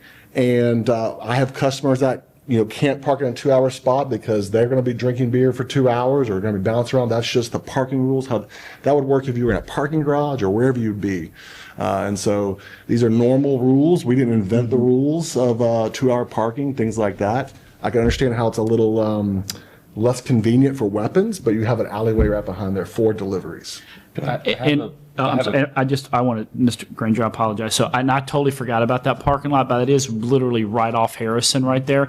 And we added that a couple of years ago. I don't know if you're a longtime owner. I know it changed owners recently. Josh Petty and I just bought in 2 months ago. C&G a couple of years ago actually asked for that because people were parking there, mostly the appliance center, sitting there all day long. And so again, that is the one exception to the nose-in parking, because that is a city parking lot, and some of the business right there, especially on the, I guess it'd be the north side of Oak through there in Harrison, kind of east and north, asked for that because, again, people were parking there first thing in the morning, overnight, all day, all week. Yeah. And really, C&G and then some of the restaurants heading back towards the north really wanted to see, that parking lot not be used in that way. So that's why that was limited to the 2 hours. And parking is, even at my own home, I have to park on Magnolia on Saturdays, 2 blocks away, because I don't have my own parking spot. Now, I had the option of putting parking spot in my building, and you do too. You could put a parking in the back with your little spot you could pull into if the building allows for it. But it's a shared parking. This is part of the thing about being downtown, and it's an inconvenience. We're used to parking in certain spaces, and as it gets busier, and I feel it too. I mean, I came around the corner and I was like, I told Jonathan, I didn't know Bell Booth was going to be torn up today, and I couldn't even make it back to my house. I had to drive up the 1 lane to get to my garage. Right. And so people breed inconveniences. We're used to parking right in front of our business. It was worse 7 years ago. I mean, people were used to just parking right in front of their door, and when people move in, that change of culture and inconveniences happens. Just to touch on the seating out, that land development code changed before I was downtown. That was John Cady and he owned Trigo. He started Trigo. That was our commissioner of Ward 1. And that was before I even owned property downtown. Cool. That's a very common practice. What it is, it's a cafe permit. It's a cafe permit. It's an encouragement of getting people outside the building. Just like when you put racks outside of clothing, it looks cool. People go, oh, what's that in there? And so when people are eating, we go, oh, what's going on under there? And so that's one of the steps it's very common in downtowns in any area where they're trying to get people outside. Correct. So one of the things you had mentioned was, kind of move is how I took that. Yeah. If you don't like it, move. We don't have any choice. We've been there 75 years, not going anywhere. Yeah. So can I throw this out there? Yes, sir. And I'm not asking you to answer this if you don't. I'll answer anything straightforward. I just don't want to feel like I'm putting you on the spot, is what I'm getting at, right? So another thing that is common that we don't do here is that businesses that are like, hey, I really, really want to have a spot that is dedicated to my business out of the shared parking, that they could then purchase a spot. I wouldn't object to that. and permanently have their own parking. I wouldn't object to that for the purpose of, I mean, for us, like I said, safety is where I'm going, okay? Yeah. So I also own Empire Real Estate at Fort Oak Goosehead Insurance. It's 2 blocks closer, you know, towards Harrison's, all that other stuff. So I'm back and forth consistently. But when I'm there, if I happen to get there and I get a spot ahead of everybody else, just like anybody else, it's shared parking. I got there, I'm dealing with clients, but it's not fair, in my opinion, to have to step out at, hey, it's 2 hours, I'm gonna get ticketed. Hey, customer, hold off. I've got to go somewhere for a minute. Walking down the road with guns isn't safe, in my opinion. It creates a little bit of a stigma. It's gonna be one of those things where people are gonna look at it bad. You guys are gonna get more complaints. I'm trying to get ahead of that. By saying, hey, what can we do here? Is there an option here to where, you know, I'm not trying to stay there parked all day. Obviously, I want my clients to be able to come in and park. But if I'm there and I'm stuck inside for a little bit over 2 hours and I get nailed for something, it's that way. And then if my clients come in to buy and they're there more than 2 hours, they're not coming back because they got hit with the parking fine. Sure. Yeah, much like when the 2-hour parking goes near my house, I'll have to park a block away. So I have fired employees who have parked near my businesses. Right. Because they know they are not allowed to take up spaces near my business. So that's why we pay to rent someone's parking lot to give priority to other people. So when I hear I want to park, I would say save those spots for your customers. I agree with you. you. Shouldn't go on the 2-hour parking like that. You should be 2 streets back where there's no 2-hour parking. The city could say, so if you were to build CNG now on 23rd Street, you would pay for a parking lot for 40 places and stormwater. And so what Brian's touching on is we might want to go to build a parking garage. We'd love $100,000. That would help us. We could go to each business and say, you want parking? $100,000, put in some cash. Because the money comes from somewhere, and those parking spaces are $31,000 a space for a parking garage. So $6, $8, $10 million. And so if you think about the citizens who pays for those parking spots, I don't think it's fair. I think it should be a user fee, because it's not fair that someone who never comes downtown pays for the parking that you and I get to use for our businesses. That's the reality. And so I think we should be charging for parking and moving towards a parking garage. So one of the when we were looking at implementing paid parking, one of the reasons why I was for it was because it shows revenue. And just like your businesses, when you go to a bank to ask for money to borrow, you have to show them that you're making revenue. Correct. And I know you know that, but I'm just for everybody who's watching. And so likewise, we would be able to say, hey, we're making this much money off of parking, which probably wouldn't be all that much, but based on the number of spaces, you can do some math there and be like, we have this many spaces, we could then fund this amount for so many years, bond that out, build a parking garage. But without that now, I mean, we're kind of stuck. So has there been any kind of proposal, and forgive me for my ignorance on this, but has there been any kind of proposal for parking meters or things of that nature? Oh, yes, and it's the most hot button topic you can imagine. Yeah. We'll be here, we can order in lunch. And parking, and again, some people are like, yay, 2 hour, and some people are like, no, 3 hour, and some people are like, no limits at all. Some people will paid parking, and it is the most. We're okay when we were young, but they're not okay. Yeah, it is an impossible topic. To be very candid, the last commission looked at it. We had a lot of downtown business owners who privately said they were all for it, they wanted it. And then when it came time for us to actually vote on it, nobody showed up in support of it. Nobody. Okay. So And some even acted like they hadn't even been part of the conversations for the prior 18 months when they had been. I do want to clarify 2 quick things, though. So any handicap spot, it's my understanding that one of your employees might use, that is not subject to any parking restrictions as far as the time limit is concerned. That's important for us, because it would be. We're looking to add more, or kind of around that footprint as part of the O12. And we're going to kind of clarify parking through that stretch of Oak Avenue, really to give space for the cafe permit for both El Weirdo and Something's Cooking, to kind of utilize that up against the buildings. And then I think around the corner on 4th, we're going to add a couple of handicap spots as well.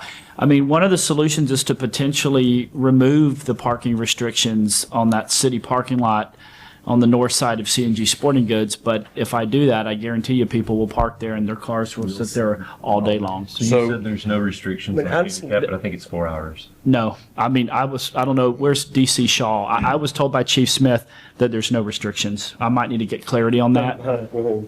Where is he back there? Yeah. Are there, DC Shaw is our deputy chief, are there restrictions on handicap parking as far as limits? I thought Chief Smith said there weren't, but Commissioner Granger said he read 4 hours. I think we're conflating two things. I think that Panama City doesn't have any restrictions, but the state allows a 4-hour one, is what I'm trying to say. Okay, I think we need to look into that because, Yeah. Do that with our new ordinance. It doesn't leave any limitations on handicap parking. yeah. Yeah. Okay. And prior to all this, it didn't matter. So the high cost of free parking. Thank you, If you Chris. want a real quick summary, it is if you force business owners to have their own parking, they're paying, there's no such thing as free. Correct. And so if we force everyone to have their own parking lots, you may have more spaces than you need, therefore raising the cost of you operating your business. The other path is shared parking, which creates this friction of I don't have a spot, customer can't find a spot, there's not always a spot available, I have to look for a spot, which nobody likes either. And then no one really wants to park in a parking garage. Like no one really enjoys that. It's not a fun experience. It's apprehension and whining and so there's no good path. And so that's why this is the most hot button topic in any shared area because the rule doesn't work for everybody. And even my own wife is complaining about not having access to our garage in a few weeks. And we have our own parking. It's a good problem to have, though. I mean, It is. There's people downtown. You know. It is. Two more things, and I'll get out of y'all's ear. Number one, what is the fine for the 2-hour parking? What do you know the cost of the fine? I think it's $30. It's either $25 or $30. So $30. we're gonna obviously collect data, and I will say this. So it was earlier in the summer when the commission voted for the updated ordinances for parking to provide clarity and to update it, and then from shortly after that until October 1, they gave out across the whole city well over 300 warnings. So we went kind of a long time to give warnings, to educate. We've been super engaged with St. Andrews Waterfront Partnership and Downtown Improvement Board to make sure that they were communicating. But we're going to kind of take that data. Our police department and fire department have a lot of great data for those type of things. And we'll kind of, maybe for like 90 days or 120 days, kind of look at that and then kind of revisit it. And we may need to, bump up some of those fines because someone's like, hey, it's worth a $20 ticket, to park in front of C&G, even though I work a block up the road all day long. So Risk of a $20. or the risk of that kind of fee. So, but again, the solution eventually is going to be managed or paid parking. Okay. So- And then the second question would be with the time limits of when not to be in place, right? So after hours, I'm there a bunch. I mean, like late into the night, I've watched the sun come up multiple times and I'm not going to park in the marina and go, take firearms in and out because there are by law certain things that I cannot leave there that have to go with me or come back in.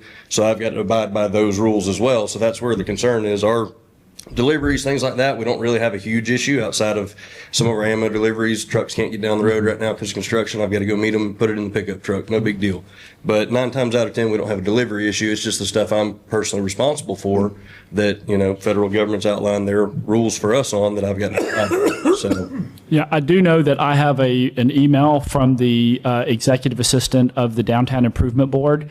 I can't remember if I got it Thursday or yesterday, but asking us to consider amending the either 2-hour or 3-hour limit to only be, I can't remember if it was 6 a.m. to 6 p.m. or 7 a.m. to 7 p.m. So outside of those hours, so in the evening or on the weekends, that the 2 or 3 hour limit wouldn't apply. So again, I was not in the office yesterday, so I'm going to review that, and that's one potential option. And I mean, you guys should be represented through the DIB, so, you and Josh need to make known your support of that. That's what I'm hearing to Rona and to Mr. Kretzer.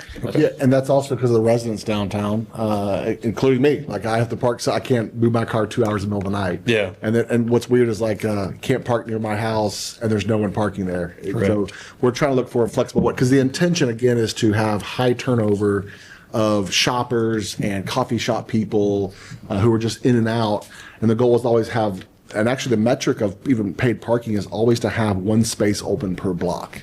You actually raise the fees because those are the highest priority spaces. Correct. And the spacing gets, parking spaces get cheaper as they go out. And parking garages are usually the cheapest space because it's not fun parking there and they're usually out of the way. So Harrison Avenue would potentially be the most expensive spaces because those are the ones that are the closest. It's priority parking. Yeah, I parked, I was out of town and parked for almost 24 hours, and it was $10 in a parking garage. So, and listen, you don't have to answer now if you want to go back and talk to Mr. Petty and circle back, but I mean, I'd like to know if y'all would like to see that parking lot besides C&G not have any restrictions. So I would talk to them about it. I mean, I've paid a lot of attention to the traffic that comes in and out of there. Very rarely are you seeing anybody sit there all day outside of Matt if he's there in the, handicap parking spot, things of that nature, because we were told, hey, he's handicapped, he can be there. We're not going to prevent him from that. But I mean, for me, I've got no objection to it. I think Josh will maybe be the same way. I'll have to talk to Zach and kind of see what he thinks as well, because there's 3 of us involved with that. My only other thing I'd propose is if there was going to be any changes to that parking lot, that we maybe add a secondary handicap space. I'm not trying to use that for just us. If we're using that up for one of our employees that's there, he's our assistant manager, great guy. But if we're taking away one, I would rather see a second one added so there still is that use for the community. I'd also like to explore what would it look like if we were to offer up some of the spots that are not on Harrison, right? Not the parallel spots on Harrison, but some of the ones that are on the side streets, offering up some of those for purchase for businesses who specifically want to have a specific spot. I don't know what that would cost. I don't know what that would look like. I just know that some cities do offer things like that. Purchase or lease?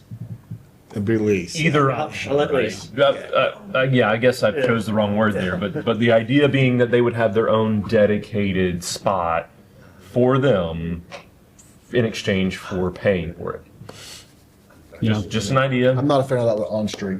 Yeah, I'm talking about not on Harrison, right? Because that's the parallel parking. We're trying to turn over cars there, but there are side streets there that have. well, that would still be on the street though. You're talking like, for example, Oak Avenue in between the Perry Young Law Firm and Trustmark Bank. I always like to ask, I mean, I love the idea, but I always ask my staff, what are the unintended consequences? Yeah, and I could see make this sausage right now. I'm just saying is I think we need to take a look at it. That's all I'm trying to say. I would say we've actually talked about this with the DIB meeting that we hosted. Sorry, it was not a DIB meeting. It was my meeting with downtown businesses. And we talked about maybe adding 2 handicap spots in that parking lot kind of temporarily until the O12 construction project is complete, which is probably about another 10 to 12 months. So we're going to do that. The problem is handicap spots have to be X feet wide, much wider than normal. Excuse me, than a wider spot. So I needed my team to kind of go look at that. And it's not just a matter of sticking up a handicap, because if someone pulls in with a van and there's not space to open up the side door, then I basically have an incorrect and illegal, or not really illegal, but like basically an out of code handicap spot. So we've talked about adding that, and honestly, down the road, maybe there should be a second one added there more permanently, which would be a little bit more of an expense. But I would like to do that after O12 is done, and then have someone come in kind of at the end of that project to completely redo the striping in there. So, I think that would be a great thing, and I think there is going to be some room there. Obviously, you would have to shift for the stall and for if a ramp were to fall. There where the golf cart parking is, there's a pretty good little variance between that parking line and the alleyway. So if we were to shift that golf cart parking, maybe that would help it. That's one of the reasons why we put those little delineators there, so that people don't, because you're right, I mean, there's a little bit of a drop right there, so we don't want people tripping over that either. So. All right, guys, thank y'all for your time. Yep, absolutely. Yeah. Can we talk about this item? Hamilton and 6th Street.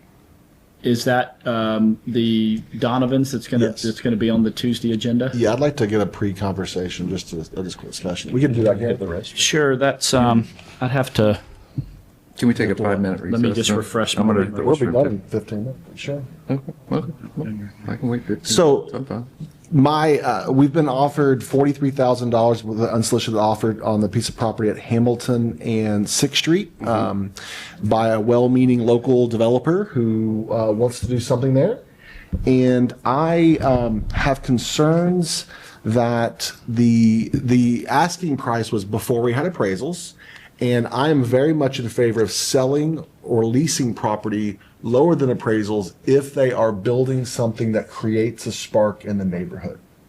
Like the spark to me is worth way more than 10 grand, 15 grand, 30 grand. Like we're much more needing of investors taking action and business owners than making 10 grand extra on a piece of property, in my opinion. And so originally when this offer came in, I reached out to the owner, who's very nice, and I said, I'd love to see a laundromat there, but we want something that should create some momentum on that corridor. And he seemed very interested in that. And a laundromat, I don't know if it's the right thing for the neighborhood or not, but I know the impact fees the city would require for that facility would be the tens of thousands of dollars of impact fees. But now we're in this situation where the offer is below 2 appraisals, and he's apprehensive about narrowing down the uses of the property. And I would like to see us either have a goals of what that property should be and really incentivize things that we want there versus selling things and not having momentum. That's my concern, is that we're selling off important assets that are not building momentum towards a vibrant community. And if a developer is willing to build something there, that if someone was willing to build a small business incubator there that had little office spaces to create business, I would almost give the property away. I would be in favor, personally, I would be in favor of that. But unless they're narrowing down the uses of the intended uses of the property, I am not in favor of selling property below appraisals. There's a solution to that. It's real easy. Mm-hmm. If we're gonna have an unsolicited offer come in, and I'm working on framework for this for us to vote on, Mm-hmm. we have to negotiate from the beginning of what we're not going to do. Mm-hmm. And we have a pattern so far, from what I'm learning, is we negotiate and we get to the end, and then we start talking about what we're not going to allow. And folks, I'm a real estate broker. That changes how somebody negotiates, what they're allowed to do and not allowed to do. And what they're not allowed to do in an investor's mind takes value away, okay? If we say, and I'll use Alan's example the mayor's example of a laundromat. A laundromat may or may not go with a liquor store. A liquor store has different licenses and allowables that can be, and that may not be allowed. But for us to say, because it's coming in lower on you're paying less, we're now going to require you to do this. If we had said, these are the things that are going to be allowed up front, make an offer on it. Maybe that 42.5, whatever it is, works for him at that number. But if we didn't say that, maybe he pays us $60,000 because one of those allowables are not, one of those non-allowables are on there. So we need to be upfront about what it is we want to allow there at the very beginning when we negotiate. And it's not, and that's going to change every time because we don't know what's coming in unsolicited. Right. So it's up to us to think about that. However, here's the other problem. When that offer comes in, that's a city piece of property. And in my opinion, because I've been through this, every citizen ought to have an opportunity to make an offer on that property if it's unsolicited. Therefore, we can't make it public what the offer is, because then that person only bids against themselves, or Teacher Lucas here only has to pay $1 more and she wins. Okay, yeah. So that kind of pushes that back. But I agree with Alan. Not every site needs to be X, but we can't tell you what to do on the backside. Does that make sense? Yeah. It seems to me the challenge we have with this particular property is that the offerer simply does not want to say what he plans to build there and is asking us to give a substantial reduction to what the property is worth. And I think that's the crux of the matter here, that if we are incentivizing someone by lowering the what we will take as the price of the property, we ought to know what we're incentivizing. And that's where we're sticking up at. And so if he's unwilling to say, listen, I'll just pay what the appraised value is and do what I want to do in accordance with rules that are already there, that's an option. That's an option. If he says, you know what, I really want this 42,000, but I'm not going to tell you exactly what I have in mind, then, for me, that's a no-brainer. There's no privacy in City Hall. Huh? Yeah. There's no privacy in City Hall. Here's the thing. Well, I did. Either we believe in the code or we don't. There's allowable uses there. Well, But for me, Robbie, the code is, we're not talking about the code here. We're talking about basically a P3. request for what, $80,000? No, 30,000 below the real appraised value. That, it's not worth $190,000. Okay. How do you determine that? Because I've gone and done the research and I've read both and I've gone and looked at what it's not worth. I mean, a piece of dirt there is not zoned commercial over a piece of dirt there. It's this is a piece of dirt with a zoning in a district that has these allowable uses. That's how you value it. So how do we get 190,000? That's a really good question. Okay. Well, all I would say, Commissioner Hughes, I mean, I don't, honestly, we've talked about this, I don't disagree with you on the appraisals, but the truth is, or the fact is rather, I mean, we did have 2 licensed appraisals provided, and we gave those to all of y'all, so a different set of facts. I understand. I understand, but I don't think you can tell your colleagues not to consider both appraisals, because that's what we've given them. I just want to state, though, we did early on, because we had communications when we first engaged with this particular gentleman. We knew through conversations that just basically expanding the existing liquor store or just doing a parking lot only, we knew that at a reduced value that would not be palatable. I mean, in conversations that myself and the other CRE staff had, based on feedback, from all of y'all, we generally knew that. And then I know we've also talked about the parking lots in St. Andrews and that. Yes, I wouldn't say that we moved the goalpost, but as it was out for purchase, both people that were interested in, actually numerous people that were interested in purchasing, said, hey, we want to do a parking lot. Would that be okay? And we're like, well, I mean, we're kind of shocked that that's what you guys want to do, but we understand that. If you want to, yeah, I mean, it's in accordance with the code. You just have went wrong. Yep, but you have to it has to be paved and landscaped. It can't just be grass and gravel. That was all that was said, and so we didn't say no. A parking lot is allowed, but gravel is considered impervious as well, and I think a lot of people don't realize that. So if you come in and put gravel down, it has the same impact as asphalt paving it. And because of what the city did, I mean, and this goes back 3+ years. Actually, I think Commissioner Street found out they've been talking about fixing those parking lots up, the ones we did further south, Oaks by the Bay, behind Alice's, and at the boat ramp, over a decade ago. And so we kind of feel like the cities, we kind of led by example by putting investment in there to pave it and clear it. And again, I mean, yes, we clarified something, but the clarification of what they needed to do to have a parking lot was in response to them saying, can we do a parking spot or parking lot rather? And the answer is yes, if you're willing to pave it and to landscape it. Yes, that would be fine. What we should have done was gone back and said, thank you for the offer. These are the things that we're not going to negotiate with, and let them make that decision. With all due respect, I think my experience, I can offer to the commission to discount an appraisal. Yeah, oh, absolutely. That's what I do, and I value things, and I argue with appraisers on a regular basis about those. For example, the 2 done on Panama Grammar, they're within almost 5% of each other back in 2019, and that's a standard. These are not. Right. So to that point. And then 2, we have over 10 hours involved in an addendum about a parking lot versus a laundromat on this site. How impossible is it to buy a piece of dirt through the city? Let's see if we can make it be number 1.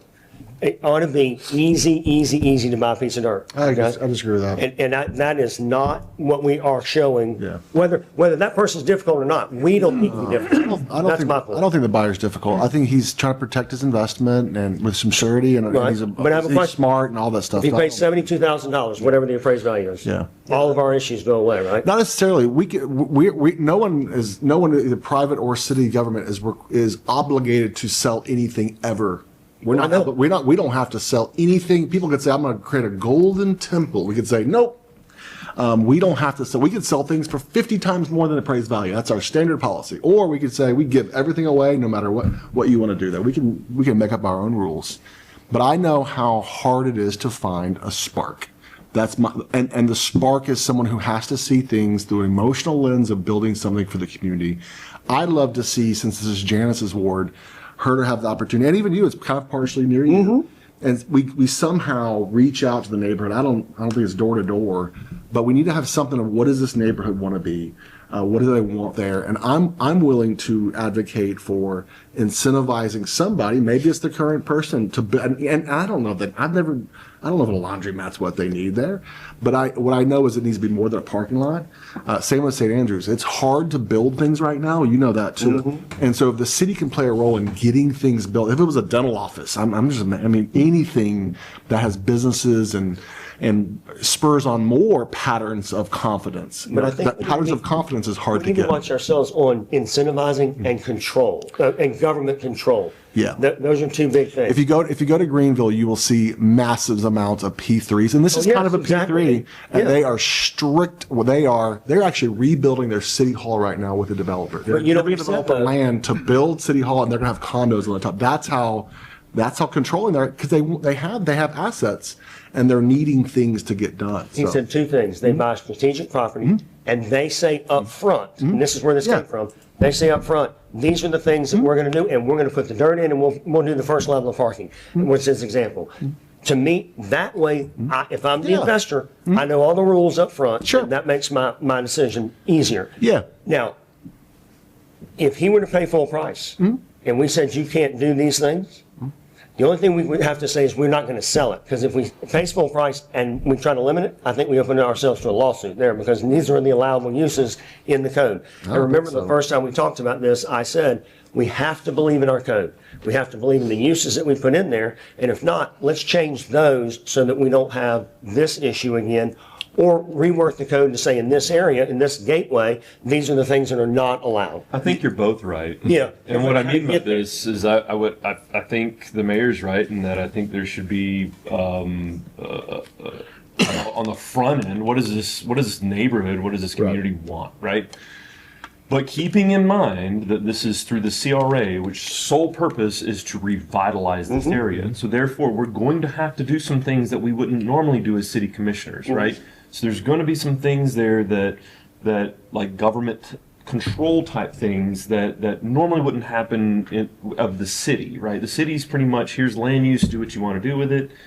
And so what I'm getting at there is I think that you're right in the sense that we probably should on the front end say, you know what, we want these things, whatever these things are, probably a list of things that potential uses, and then we probably should incentivize that, right? Yeah. There you go. To the point of a percentage off or 100% off. Like, hey, if you want to, if the community wants a laundromat, right? They decide, overwhelmingly they want a laundromat. Then I would be okay with, let's just lease them the land for free to put in the laundromat. And if the laundromat is there for 10 years, then the land just deeds over to them. Yeah. Right? And that incentivizes something that community in that neighborhood needs. Not any different from the house building we're talking about in the lots in Glenwood. And there's been a price range. You got to do this, this, and this. Yeah. That's up front. But my point is that in that example, we are doing things that are kind of outside what the city commission would normally do, right? Because it's in the CRA. I agree. And so I know that some of your arguments that you've brought have kind of had that we shouldn't do this, we shouldn't do this, we shouldn't do this. But I hear you on the we need to be up front and say this. And I think if it's all up front, that takes care of my, we shouldn't do it because it feels like on the back, that's when we're coming in and controlling it up front. Yeah. We're not. Well, part And of the this is problem, an important discussion to have right now as we are inviting the community to be a part of small scale development. We've got a lot of properties and we want to have them purchase for the betterment of the community and what the community needs. And so I think in addition to that, to get what Alan is asking for, communities to say, oh, these are the properties that the city owns, that the CRA owns, get those neighbors together and talk about what the needs are. Not just, hey, I could want to see a bowling alley, but my community together says, you know what, we really need a different type of business there to support the needs of this community. Yeah. And so to move forward from the hypothetical, we need to schedule some community meetings Yeah. the first of maybe. first of next year. I agree, and maybe even for that neighborhood, maybe it's at the fire station because it's right there or something close by. Yeah. You know, Big Bay. So I'd love to pump the brakes on this one. And this developer is an awesome guy from the community. I mean, local. And part of it is the unsolicited offer threw us into the sort of like, oh, here's the offer, and we're like, oh, now what do we, you know? So it all kind of, and then the praise. So I'm not trying to be. This guy's awesome. I'm not trying to slow things down with government. I just want to make sure that we are using the assets we have to create the spark and momentum in every neighborhood. In October, I'm gonna try to have this framework that I'm talking about, because this is a perfect example of how it comes in. We don't know when it's coming in. What happens when it comes in to where we are now? Hopefully, we don't get to this point, because up here we've identified. Yeah. And so, I'll have it out hopefully in October for y'all to review and start talking, and I'd like to try to have that by the end of the year, so we start fresh next year. Because like Commissioner Lucas said, they're coming. People are hearing us talk about all these properties. They're coming, and I'm even inviting people to go think about this idea. We need your help. Okay, contractors, listen. We need your help. So to that point, I think it'll give Brian, like we're talking about. You see, Alan and I talking the same way. It'll just put it all together. Yeah. So, all right, cool. Thank you. I think Commissioner Granger made a good point in the sense that you got, I think all the kind of comments are correct. I think the difference is that we're kind of wearing the government hat, but we're also wearing the property owner hat. You know, if Mr. Henry owns a piece of property on Business 98 and he's going to sell it, and he really wants X in that neighborhood, you know, I mean, he can say, I'll sell it to you for Y if you're willing to do Z. Restriction, like Panama Grammar. Yeah, and so I think that's it. We're not talking about regulating a private piece of property to dictate what we want. We're functioning more like the property owner. We just also happen to be a municipality. So any property owner has a right, I think, I'm seeing a couple of lawyers shake their heads to place that restriction on it. So I would go further, and I would say the CRA has a duty, right? Yeah. To try to revitalize that. Because that's its purpose. Whole purpose of it. Agreed. Yeah. Anything else?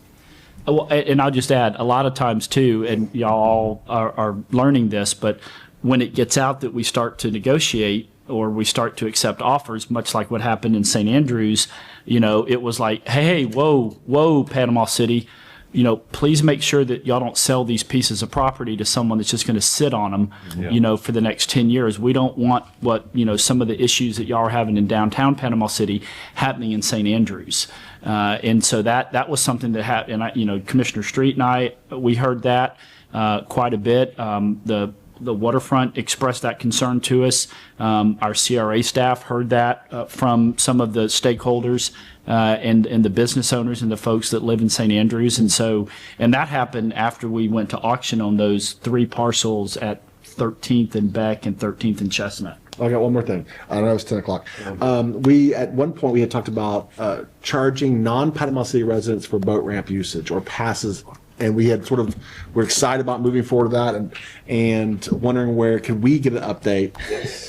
So many of this position is like giving Jonathan stuff, and I'm like, are we working on that? I don't know if we are. I'll have to. My request was in Bay County, but outside of Panama City. Sure. And outside of Bay County, which you can be in Florida, wherever. But right now, you can buy a brand new boat in New York City, drive it down here. We're gonna put it in. We'll let you put it in for free all day long. Yeah. Okay. And but we're going to take care of that. We're going to take care of that boat ramp. Make sure it's nice and pretty. And with that pass, you can go to any boat ramp that we have. But we're going to have 3 really nice new ones. Downtown's going to get redone. You've got Snug Harbor, and you just had Carl Gray get done. So for our investment, we're just asking that non-residents help pay, and that's a fund that helps keep those going so that you, the taxpayer, don't have to pay for it anymore. people who don't have boats paying for boat Right, ramps. they pay Want for to boat avoid ramps. that. Yeah. Yeah. Part of the challenge is, and I know we have done some preliminary research into this, and, you know, that's fine for the Snug Harbor and for the Bob George boat ramp over in Millville. The issue, though, is you would have to have dedicated staff there Nope, to licensed like those, plate readers. or They're already working. Sorry. license plate readers. Yep, they work. Yeah, but the issue is we're getting ready to, we're already kind of moving away from, eventually staff will shift away from the St. Andrews Marina. So, they're kind of on that drawdown path with SAMP. And then, depending on where we end up with CMP, they will then take that over. And so, there are there are different options to that end. And again, I'll get an update on where staff is. We have done some research on that. I know that Mr. Jones and Mr. Bedford were looking at that, and we'll look to that end. Yeah. But my understanding was that we were only talking about only Panama City residents not paying, not Bay County. Yeah. Yeah. Because Panama City residents not paying. Not paying. That's what I mean. That's it. Well, you said Everybody Bay else. County. No. Yeah, if you everybody live in else Bay pays. County, but outside of Panama City limits, you pay to put your boat in our marina. In our So boat. anyone other than a Panama City resident. That's a got it. different, that's a different value than if you live outside of Bay County. It's like 3 tiers. What about a business? What about a business owner? Free to Panama City, you pay something in Bay County, and you pay more. If you pay outside. property taxes in Panama City, you get it. If you're not, if you're a Right, business so- owner, you don't, because you're just paying sales tax, you're not paying property tax, and that's what takes care of it. So- That's my offer. So Business I owner will wouldn't pay say, property as tax? somebody whose job is to game systems, right? I would suggest that For national security purposes. for cybersecurity purposes, I'm hired to do this. Super Mario, Super Mario at 2 in the morning. So truthful. Confession time.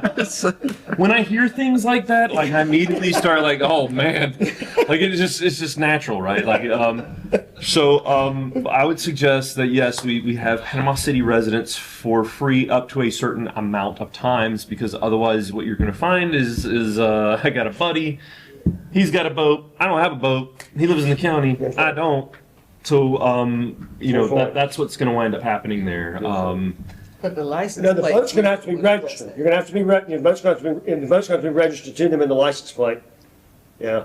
They're using this system in South Florida. I know there's automated systems, Yeah. and I'm not, I'm not. That's a good point. All I'm pointing out is I think there's part of the discussion should be, yes, Panama City residents should get X amount for free. I agree. Whatever the X is, we need to probably hash that out later time, but just to flat out say Panama City residents can have it at all times for free creates an environment that can be abused. That's all I'm trying to say. I just want to see research and progress forward. All right. Any other discussion? We are done for the day. Thanks for coming. Thank you.